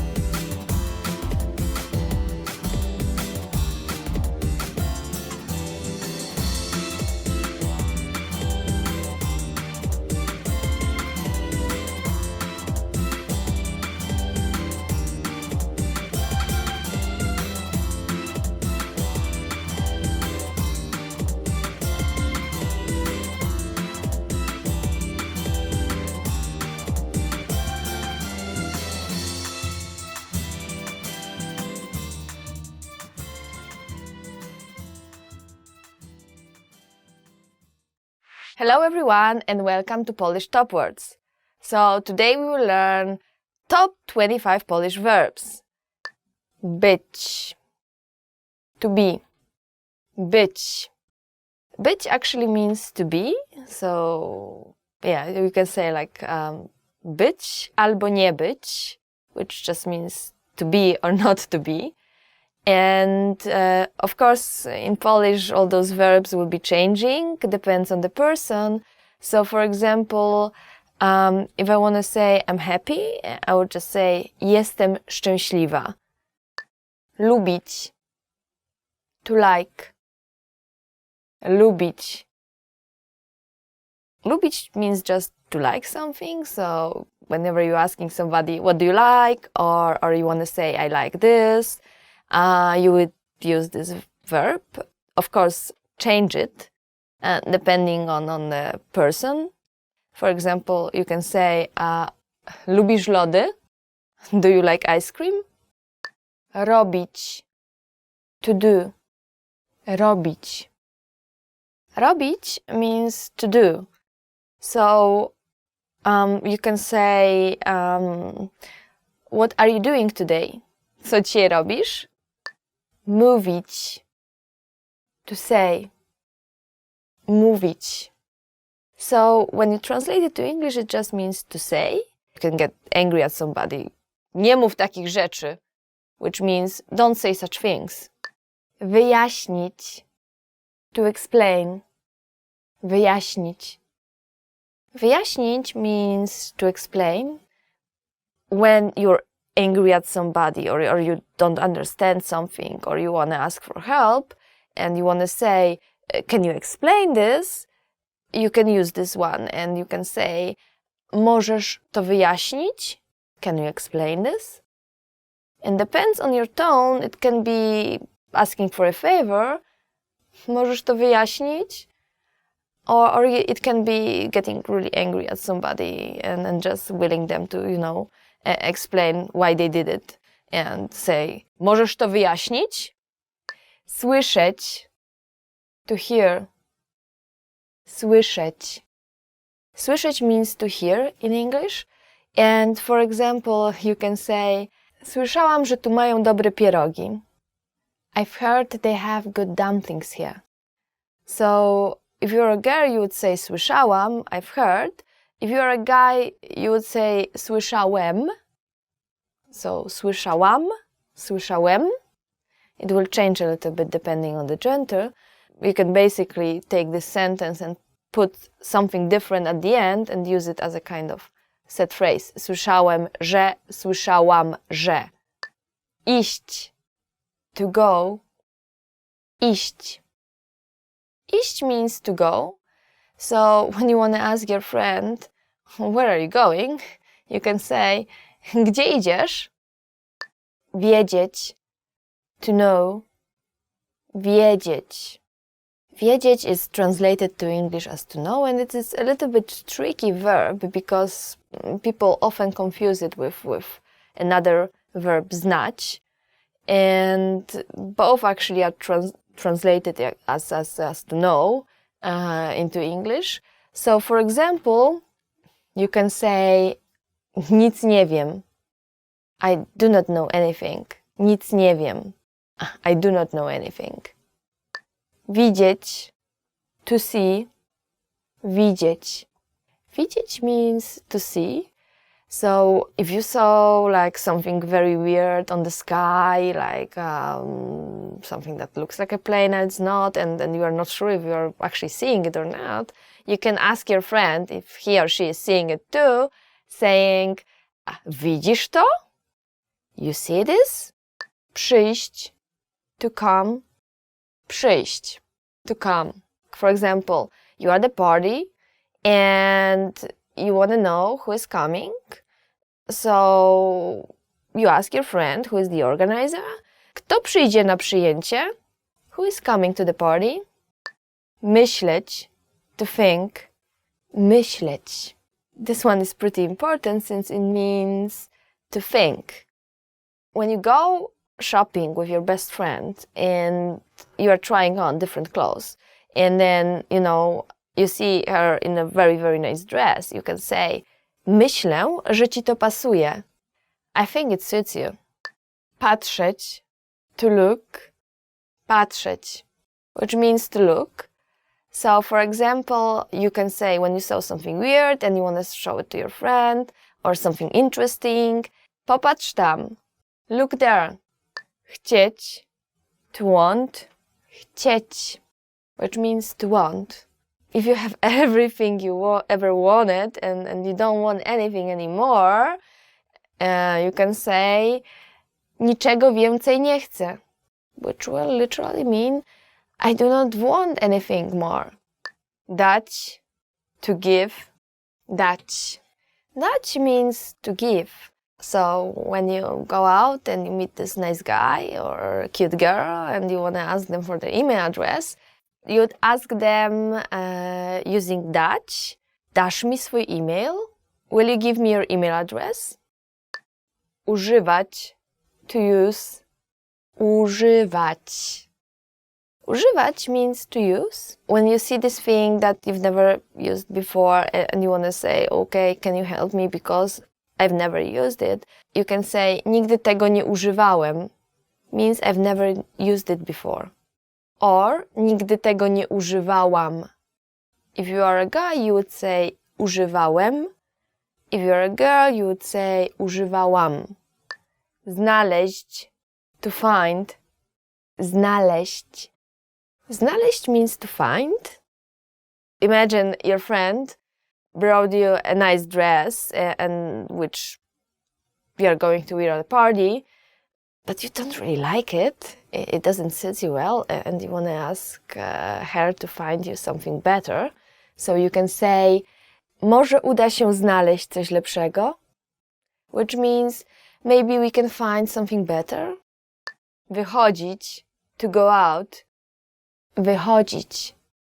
Wychodzić means to go out. It's actually a verb that consists of two parts, which are written together.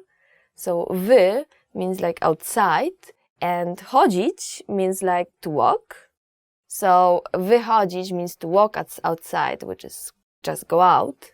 For example, let's imagine you live with your friend and she is going out somewhere and you want to ask her what time are you going out. You can say, o której wychodzisz? Zapytać, to ask. Zapytać. Zapytać means to ask.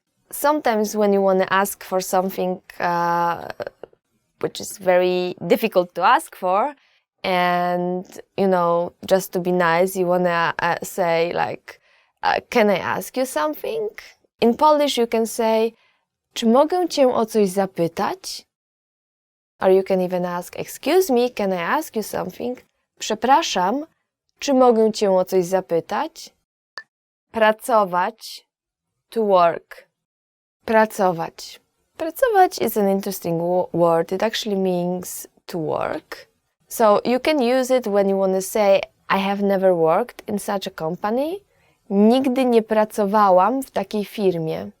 Or if you're a guy, you would say, nigdy nie pracowałem w takiej firmie. Wejść, to enter. Wejść. Wejść means to enter or to come in. Well, when your friend visits you and you want to just say, please come in, please, or just, you know, you can say, wejdź proszę, which means literally, come in, please. Czuć, to feel. Czuć, to feel.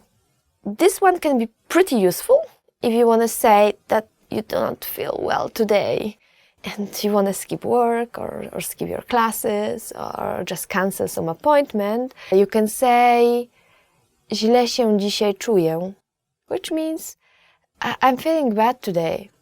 Próbować, to try. Próbować. Próbować means to try. Let's say your friend is visiting and you made this wonderful food, amazing dishes, and you want him or her to try it. You can invite them saying, spróbuj to, which means try it. Zostawić, to leave. Zostawić. Zostawić means to leave. When you're angry or irritated and you don't want people to talk to you and just leave me alone, please, you can say, zostaw mnie w spokoju. Zostaw mnie w spokoju. Which means leave me alone. Zadzwonić, to call. Zadzwonić. So, zadzwonić means to call. And let's say somebody calls you and you cannot really talk right now, so you want to say, okay, I will call you back later. You just say, zadzwonię potem. I will call later. Biegać, to run. Biegać, to run. If you are not one of those sporty person and you don't really like running is totally not your thing, and you want to say, you know, well, friends invite you, but you are like, sorry, that's not really my cup of tea, and you want to say, sorry, I don't like running, you can say, nie lubię biegać. Nie lubię, or just say, lubię. And that's all for today. Thank you for watching Top 25 Polish Verbs. If you like this video, please give it a thumbs up and leave your comments. And for more videos and more vocabulary, go to polishpod101.com. Thank you again and see you next time!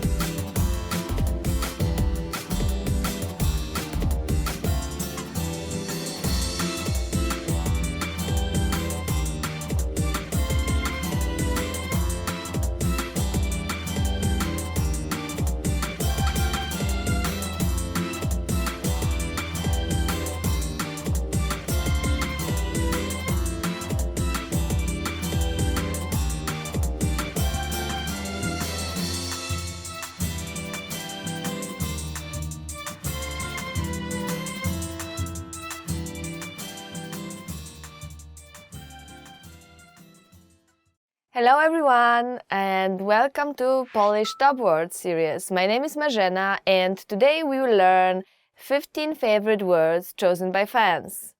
So let's start. Chrząszcz, beetle. So the first word is, and I promise you this is the most difficult word you will ever learn in Polish, as for the pronunciation, is chrząszcz. I will just say it again. Chrząszcz, which means beetle. Yeah, so we use it a lot for tongue twisters. Like, for example, a very famous one is chrząszcz brzmi w Szczecinie, w Szczebrzeszynie, which means beetle sounds in the reeds in a town called Szczebrzeszyn, which makes it even more difficult to say. Chrząszcz brzmi w Szczecinie, w Szczebrzeszynie.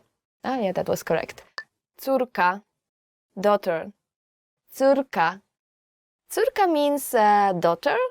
And if you want to say like your little daughter, you can say córeczka, which is a bit sweeter way of calling your daughter. If your daughter is studying Polish, you can say moja córka uczy się polskiego, which means my daughter is learning Polish. Cześć, hello. Cześć, which basically means hello. And for example, if you meet your friend, you can say cześć, jak się masz?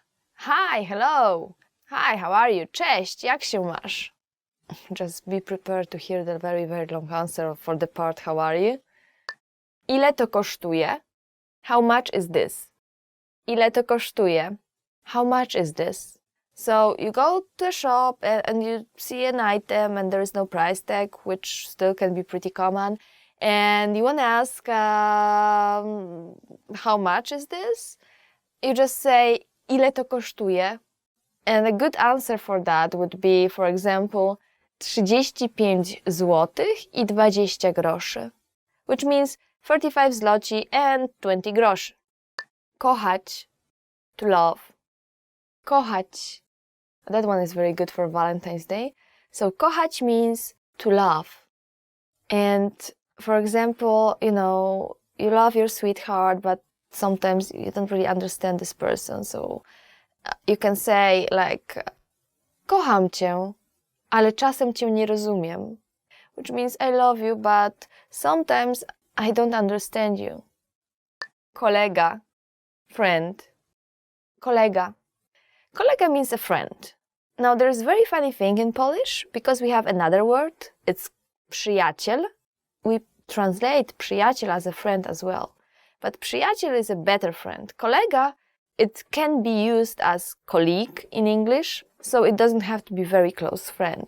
And it's always about guys. For a girl, you would say koleżanka. So kolega for guys and koleżanka for girls. If you want to introduce somebody and say still that this person is your very, very good friend, you can say, to jest mój najlepszy kolega. This is my best friend. And if this friend happens to be a girl, you can say, to jest moja najlepsza koleżanka. Niespodzianka. Surprise. Niespodzianka. Niespodzianka means a surprise, and this noun is actually very, very funny because it comes from two different words. So nie, which is basically a negation, means no, and spodzianka, it's from spodziewać się, which means to expect something. So it's like not expecting something or something that is not expected, which basically gives you a surprise. For example, imagine that you are in this long-distance relationship with your girlfriend and then she doesn't say anything and she just comes to you with no notice and you open the door and you're very surprised to see her there and then you say, a to mi zrobiłaś niespodziankę. Oh, you sure surprised me. Polska, Poland. Polska. Polska means, well, Poland. So if you want to say that Poland is in Central Europe, you can say Polska leży w Europie Centralnej. Spać. Sleep. Okay, so the next word is spać, which means to sleep. And for example, when you meet your friend in the morning and you want to ask, like, did you sleep well? In Polish, we would say wyspałaś się, if that's a girl, or wyspałeś się, if that's a guy. I know that this wyspałaś się doesn't really sound like spać because we attach wy in front of it, but it actually is the same verb. Again, for a girl, you can say wyspałaś się, did you sleep well? Or for a guy, wyspałeś się? Super, awesome, super, awesome. Let's say you found out that your best friends are dating and you are so happy and you say like, super, to kiedy ślub? Awesome. So when is the wedding? Szczęśliwy, happy. Okay, so the next word is szczęśliwy, which basically means happy. Well, let's go back to this Valentine's Day, and when you are with your sweetheart and you want to say how happy you are with him, you can say, jestem z tobą bardzo szczęśliwa, which means I'm very happy with you. And this is something that a girl would say. If you're a guy, you just have to change this last part. Szczęśliwa, szczęśliwy. Pływać, to swim. Pływać. Pływać means to swim. If you go to the seaside with your friends and you want to tell them, you know, I'm not so good at swimming, so please watch me. And before something happens, you just say, nie umiem dobrze pływać, which literally means I can't swim well. Zdrowy, healthy, zdrowy. Zdrowy means healthy. And there is this very common Polish saying that you can use. It's w zdrowym ciele, zdrowy duch, which means in a healthy body, a healthy mind. Oczywiście, of course. Oczywiście. Oczywiście means of course. Actually, a lot of my friends who are learning Polish, they say that this one is their favorite. And if somebody asks you for a favor and you want to say, but of course I will do it for you, no problem, of course, you can say, ależ oczywiście, but of course. Do zobaczenia później. See you later. Do zobaczenia później. And it means see you later. When you are going back home, you want to say bye to your friends, coworkers, classmates, or anybody else, you can say, no to do zobaczenia później. Well, see you later. Thank you for watching 15 favorite words chosen by fans. My name is Marzena, and if you like this video, please leave a comment and give us thumbs up. And if you want more videos or more vocabulary, please go to polishpod101.com. See you later! Do zobaczenia później!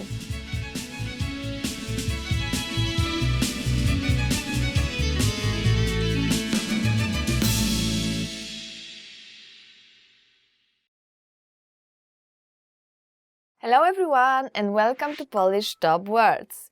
So my name is Marzena and today we will learn 10 hardest words to pronounce in Polish. So are you ready? Let's go! Drożdżówka, yeast cake. Drożdżówka, yeast cake. So if you ever been in Poland, you probably saw those deliciously looking cakes or like buns. And that's actually what drożdżówka is. We have it with marmalade, we have it with poppy seed, we have it with cheese, anything you can imagine basically. And they're delicious, so everybody remembers it from like when they were children and eating it almost every day and not getting fatter. So for example, if you like this one with poppy seed, you can say uwielbiam drożdżówki z makiem, which means I love the yeast bun with poppy seeds. Dziękuję. Thank you. Dziękuję. Dziękuję is just thank you, yet it's quite difficult to pronounce. Dziękuję. So if you want to say thank you for everything you've done for me, you can say dziękuję za wszystko, co dla mnie zrobiłeś. Thank you for everything you have done for me. Książka, book. Książka. Książka, it's a book. So if you see a book and you are not sure what it is and want to ask like what kind of book is that, what is this book, you just, look at it, you point at it and you say, Co to za książka? What is this book? Chrząszcz. Beetle. Chrząszcz. I guess this is like, for me, as a native speaker, it is probably one of the hardest words to pronounce, if not the hardest one. And chrząszcz, chrząszcz means beetle. And for example, you can say, widziałeś tego chrząszcza? Have you seen this beetle? Cześć. Hello. Cześć. Cześć means hello. And you can use it as hello, and you can use it like as bye-bye. You just use it to your friends or among your friends, among like people of the same age. You don't really use it to elders or people you don't really know. For example, when you come in to a room and you see your friends sitting and doing something, and you want to ask them, hi, what are you doing? What are you up to? You can say, cześć, co robisz? Oczywiście. Of course. Oczywiście. Oczywiście means of course. And let's say your friend asks you to do something for him or her, and you want to say, of course I will help you. You are a good friend. You can say, oczywiście, że ci pomogę. Przepiękny. Very beautiful. Przepiękny. Przepiękny means very beautiful. It comes from piękny. Piękny means just beautiful. But if you want to say like very beautiful, like really beautiful, we will say przepiękny. Przepiękny. So, for example, you saw this wonderful sunset and you want to say it was very beautiful. You can say, zachód słońca był dzisiaj przepiękny. The sunset was very beautiful today. Przerażający. Terrifying. Przerażający. Przerażający means terrifying. And like, you know, horrors movies are. If that actual horror was very terrifying, you can say, ten horror jest przerażający. This horror movie is terrifying. Let's watch something different. Przeszczęśliwy. Overly happy. Przeszczęśliwy. Przeszczęśliwy means overly happy, like very happy, like super happy, like you are just really, really, really happy. You can say, jestem przeszczęśliwa. That's if you're a girl. Or if you're a guy, you can say, jestem przeszczęśliwy. Which means I'm overly happy. I'm really happy. Krzyżówka. Crossword. Krzyżówka. Krzyżówka means crossword. Well, let's say you love doing crosswords and your friend is asking you, oh, do you want to do this one with me? And you are like, no, sorry, thank you, I've already done it. You can say, rozwiązałem już tę krzyżówkę. I've already solved this crossword. Thank you for watching 10 hardest words to pronounce in Polish. And my name is Marzena, and if you like this video, please leave comments and give it a thumbs up. And for more videos and more vocabulary, please visit polishpod101.com. So that's all for today. Thank you and see you next time.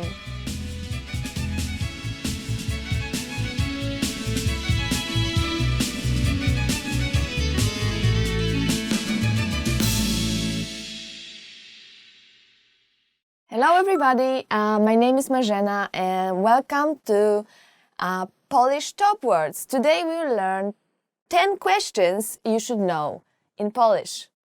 So let's start. Jak się nazywasz? What's your name? Jak się nazywasz? What is your name? So if you meet somebody and you ask this person, jak się nazywasz? You may hear an answer like, nazywam się Ania. My name is Ania. Ania is actually a pretty common name in Poland. Or nazywam się Marzena. My name is Marzena. Jak się masz? How are you? Jak się masz means how are you? And you may hear an answer like dobrze, which means good. But actually, probably more often you will hear a very, very long answer and it won't be good. Because in Poland, it is not so common to ask, you know, jak się masz. You do ask that, but you ask that only people you are very close friends with, and you kind of need to expect a longer answer and that people will actually tell you the truth about their life and what wrong happened in it. And it's usually wrong because Polish people love complaining. So be careful with this one. If you don't have time for a longer talk, just don't ask it. Skąd jesteś? Where are you from? Skąd jesteś? Where are you from? So you may hear this question if somebody notices that you are not from Poland. And for example, if you are from America, you can answer z Ameryki, from America. So basically you just put z and then the country. Kiedy masz urodziny? When is your birthday? And if you make new friends, you may hear a question like Kiedy masz urodziny? Which means when is your birthday? And a good answer for that would be just giving, the month and day. You don't have to answer in a whole sentence. So you can say, for example, 8 lutego. 8 lutego, which is February 8th. This is actually my birthday. Gdzie mieszkasz? Where do you live? Another question you may hear is Gdzie mieszkasz? Gdzie mieszkasz? Gdzie mieszkasz means where do you live? And when you can answer like in details, telling the street, saying the street and everything else, or you can just, say mieszkam w Krakowie, which means I live in Krakow. Gdzie pracujesz? Where do you work? Another question you may hear in Poland is Gdzie pracujesz? Where do you work? And it can be about the place or it can be about the company. So, for example, if you don't want to say the company or you are like, reluctant, you just want to say, okay, I work in Krakow, you say pracuję w Krakowie. If you want to say the company, on the other hand, you can just say pracuję w and change Krakow, to the name of a company. Jaki jest twój numer telefonu? What's your phone number? If somebody likes you really much, then they may ask about your phone number, saying, jaki jest twój numer telefonu? What is your phone number? So you can answer that saying, mój numer telefonu to 693 408 896, which means my number is 693 408 896. Just notice that in Polish we usually break it into like groups of 3, and we say not 693, we say 693, which is 693. Gdzie się nauczyłeś polskiego? Where did you learn Polish? Now, because studying Polish it's not so common and you don't actually learn it at school in a lot of countries, you may hear a question, gdzie nauczyłeś się polskiego? Where did you learn Polish? Well, you can answer, for example, w szkole językowej, which means in language school. Czy lubisz polskie jedzenie? Do you like Polish food? Another question you may hear as a foreigner is, of course, do you like Polish food? Which in Polish is, czy lubisz polskie jedzenie? Czy lubisz polskie jedzenie? You can answer whatever you want, like if you like it. If you don't like it, don't feel, like embarrassed and just say it straight, because people will just feed you with Polish food that you don't like. But if you like it, you can say uwielbiam, which means I love it. Kiedy przyjechałeś do Polski? When did you come to Poland? Now, once you come to Poland and you start living there, you will probably hear this one a lot. Kiedy przyjechałeś do Polski? When did you come to Poland? So, if it's like for you 3 years, you can say przyjechałem do Polski 3 lata temu. I came to Poland 3 years ago. And that's all for today. We learned 10 questions you should know in Polish. Thank you for listening. And remember to like this video and to check polishpod101.com. Thank you again and see you next time.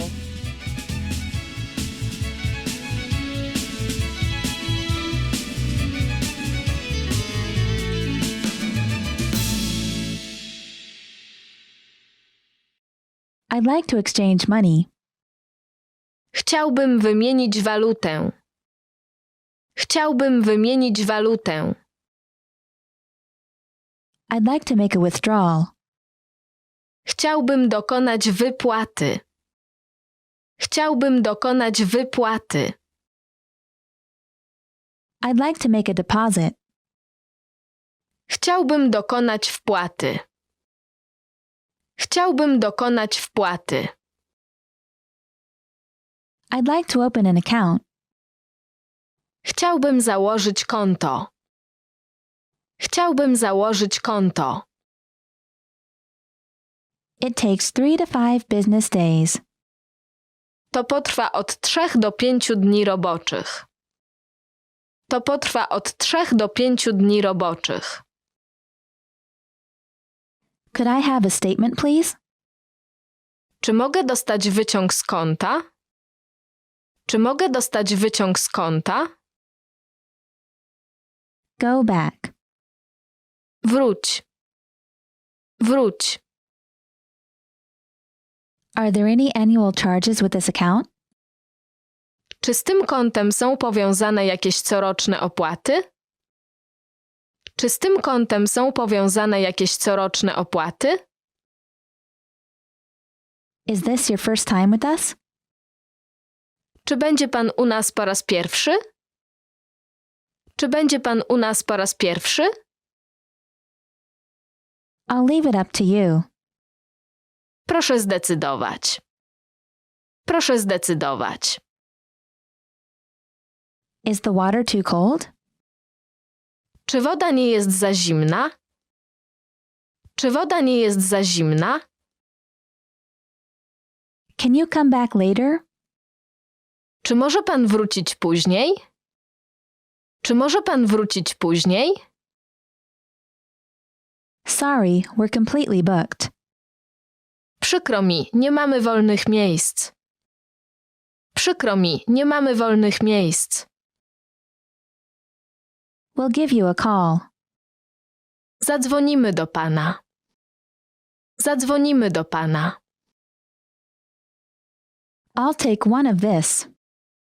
Wezmę jedno z tych.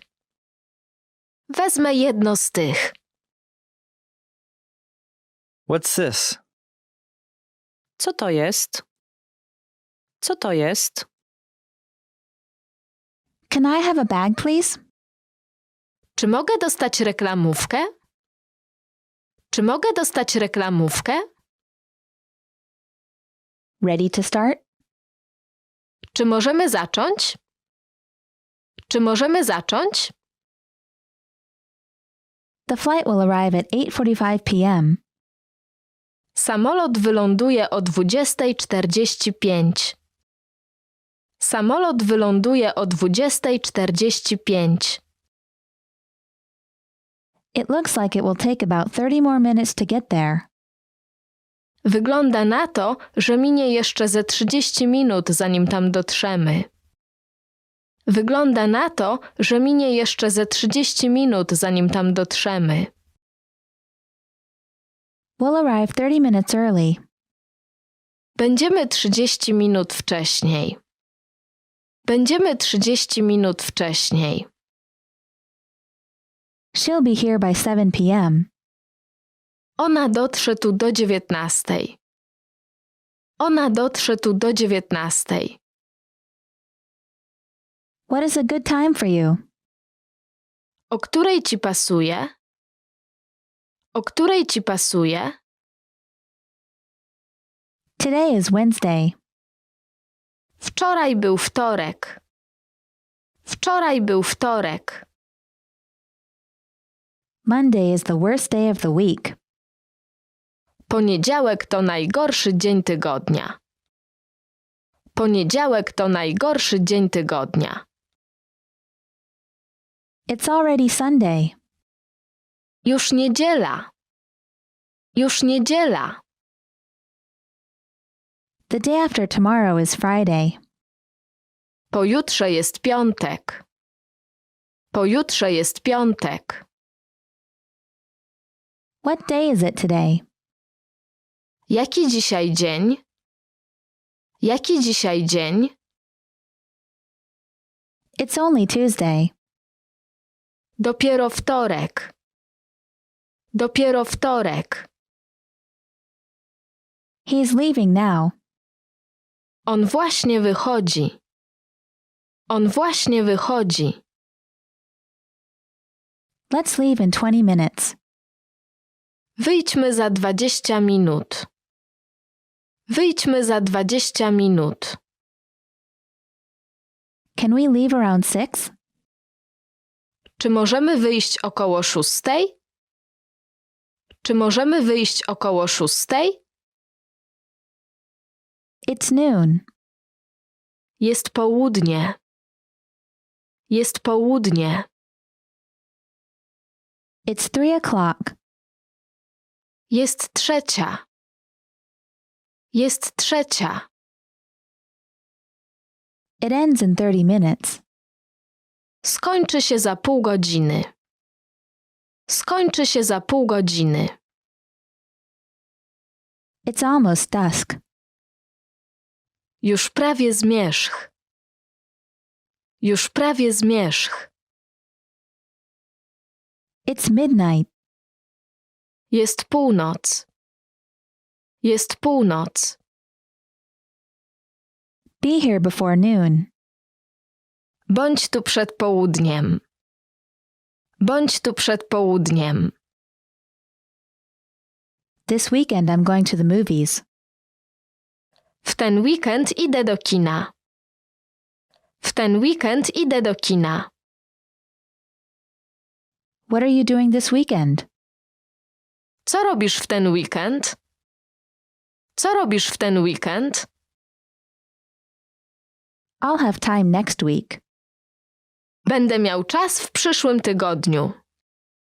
Będę miał czas w przyszłym tygodniu. I'm busy this week. W tym tygodniu jestem zajęty. W tym tygodniu jestem zajęty.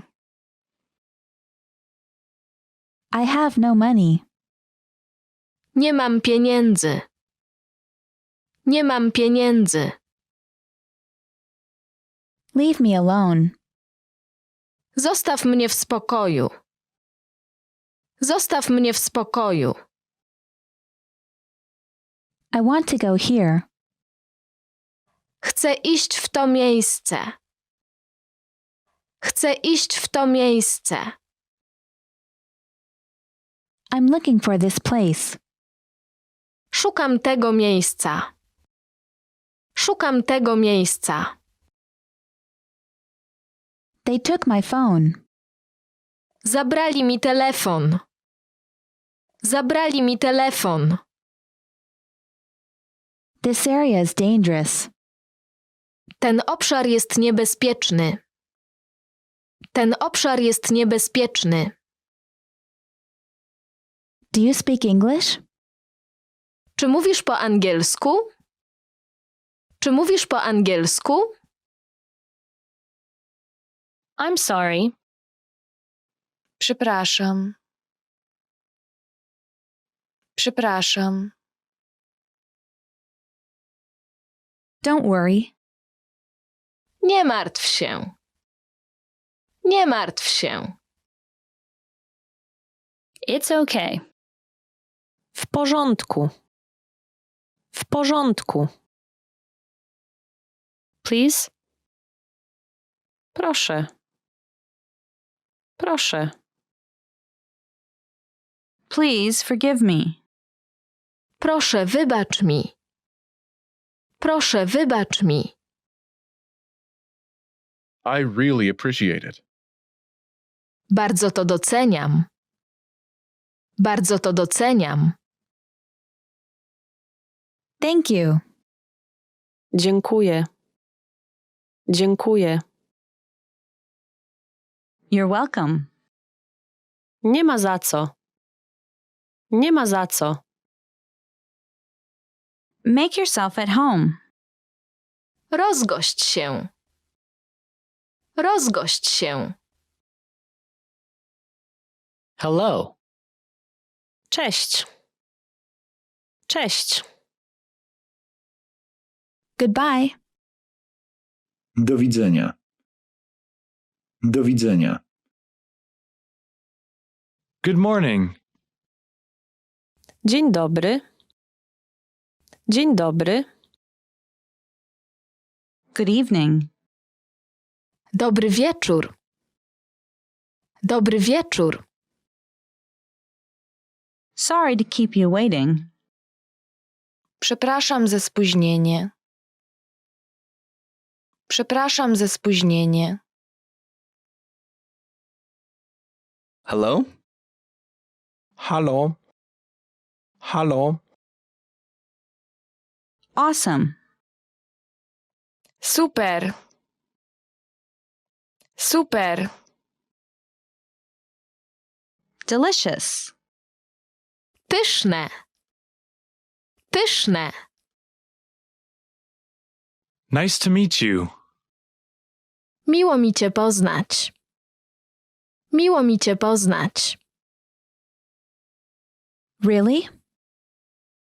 Naprawdę? Naprawdę? What time is it? Która godzina?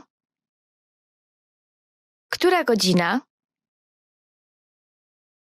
How are you? Jak się masz? Jak się masz? I'm good. Dobrze. Dobrze.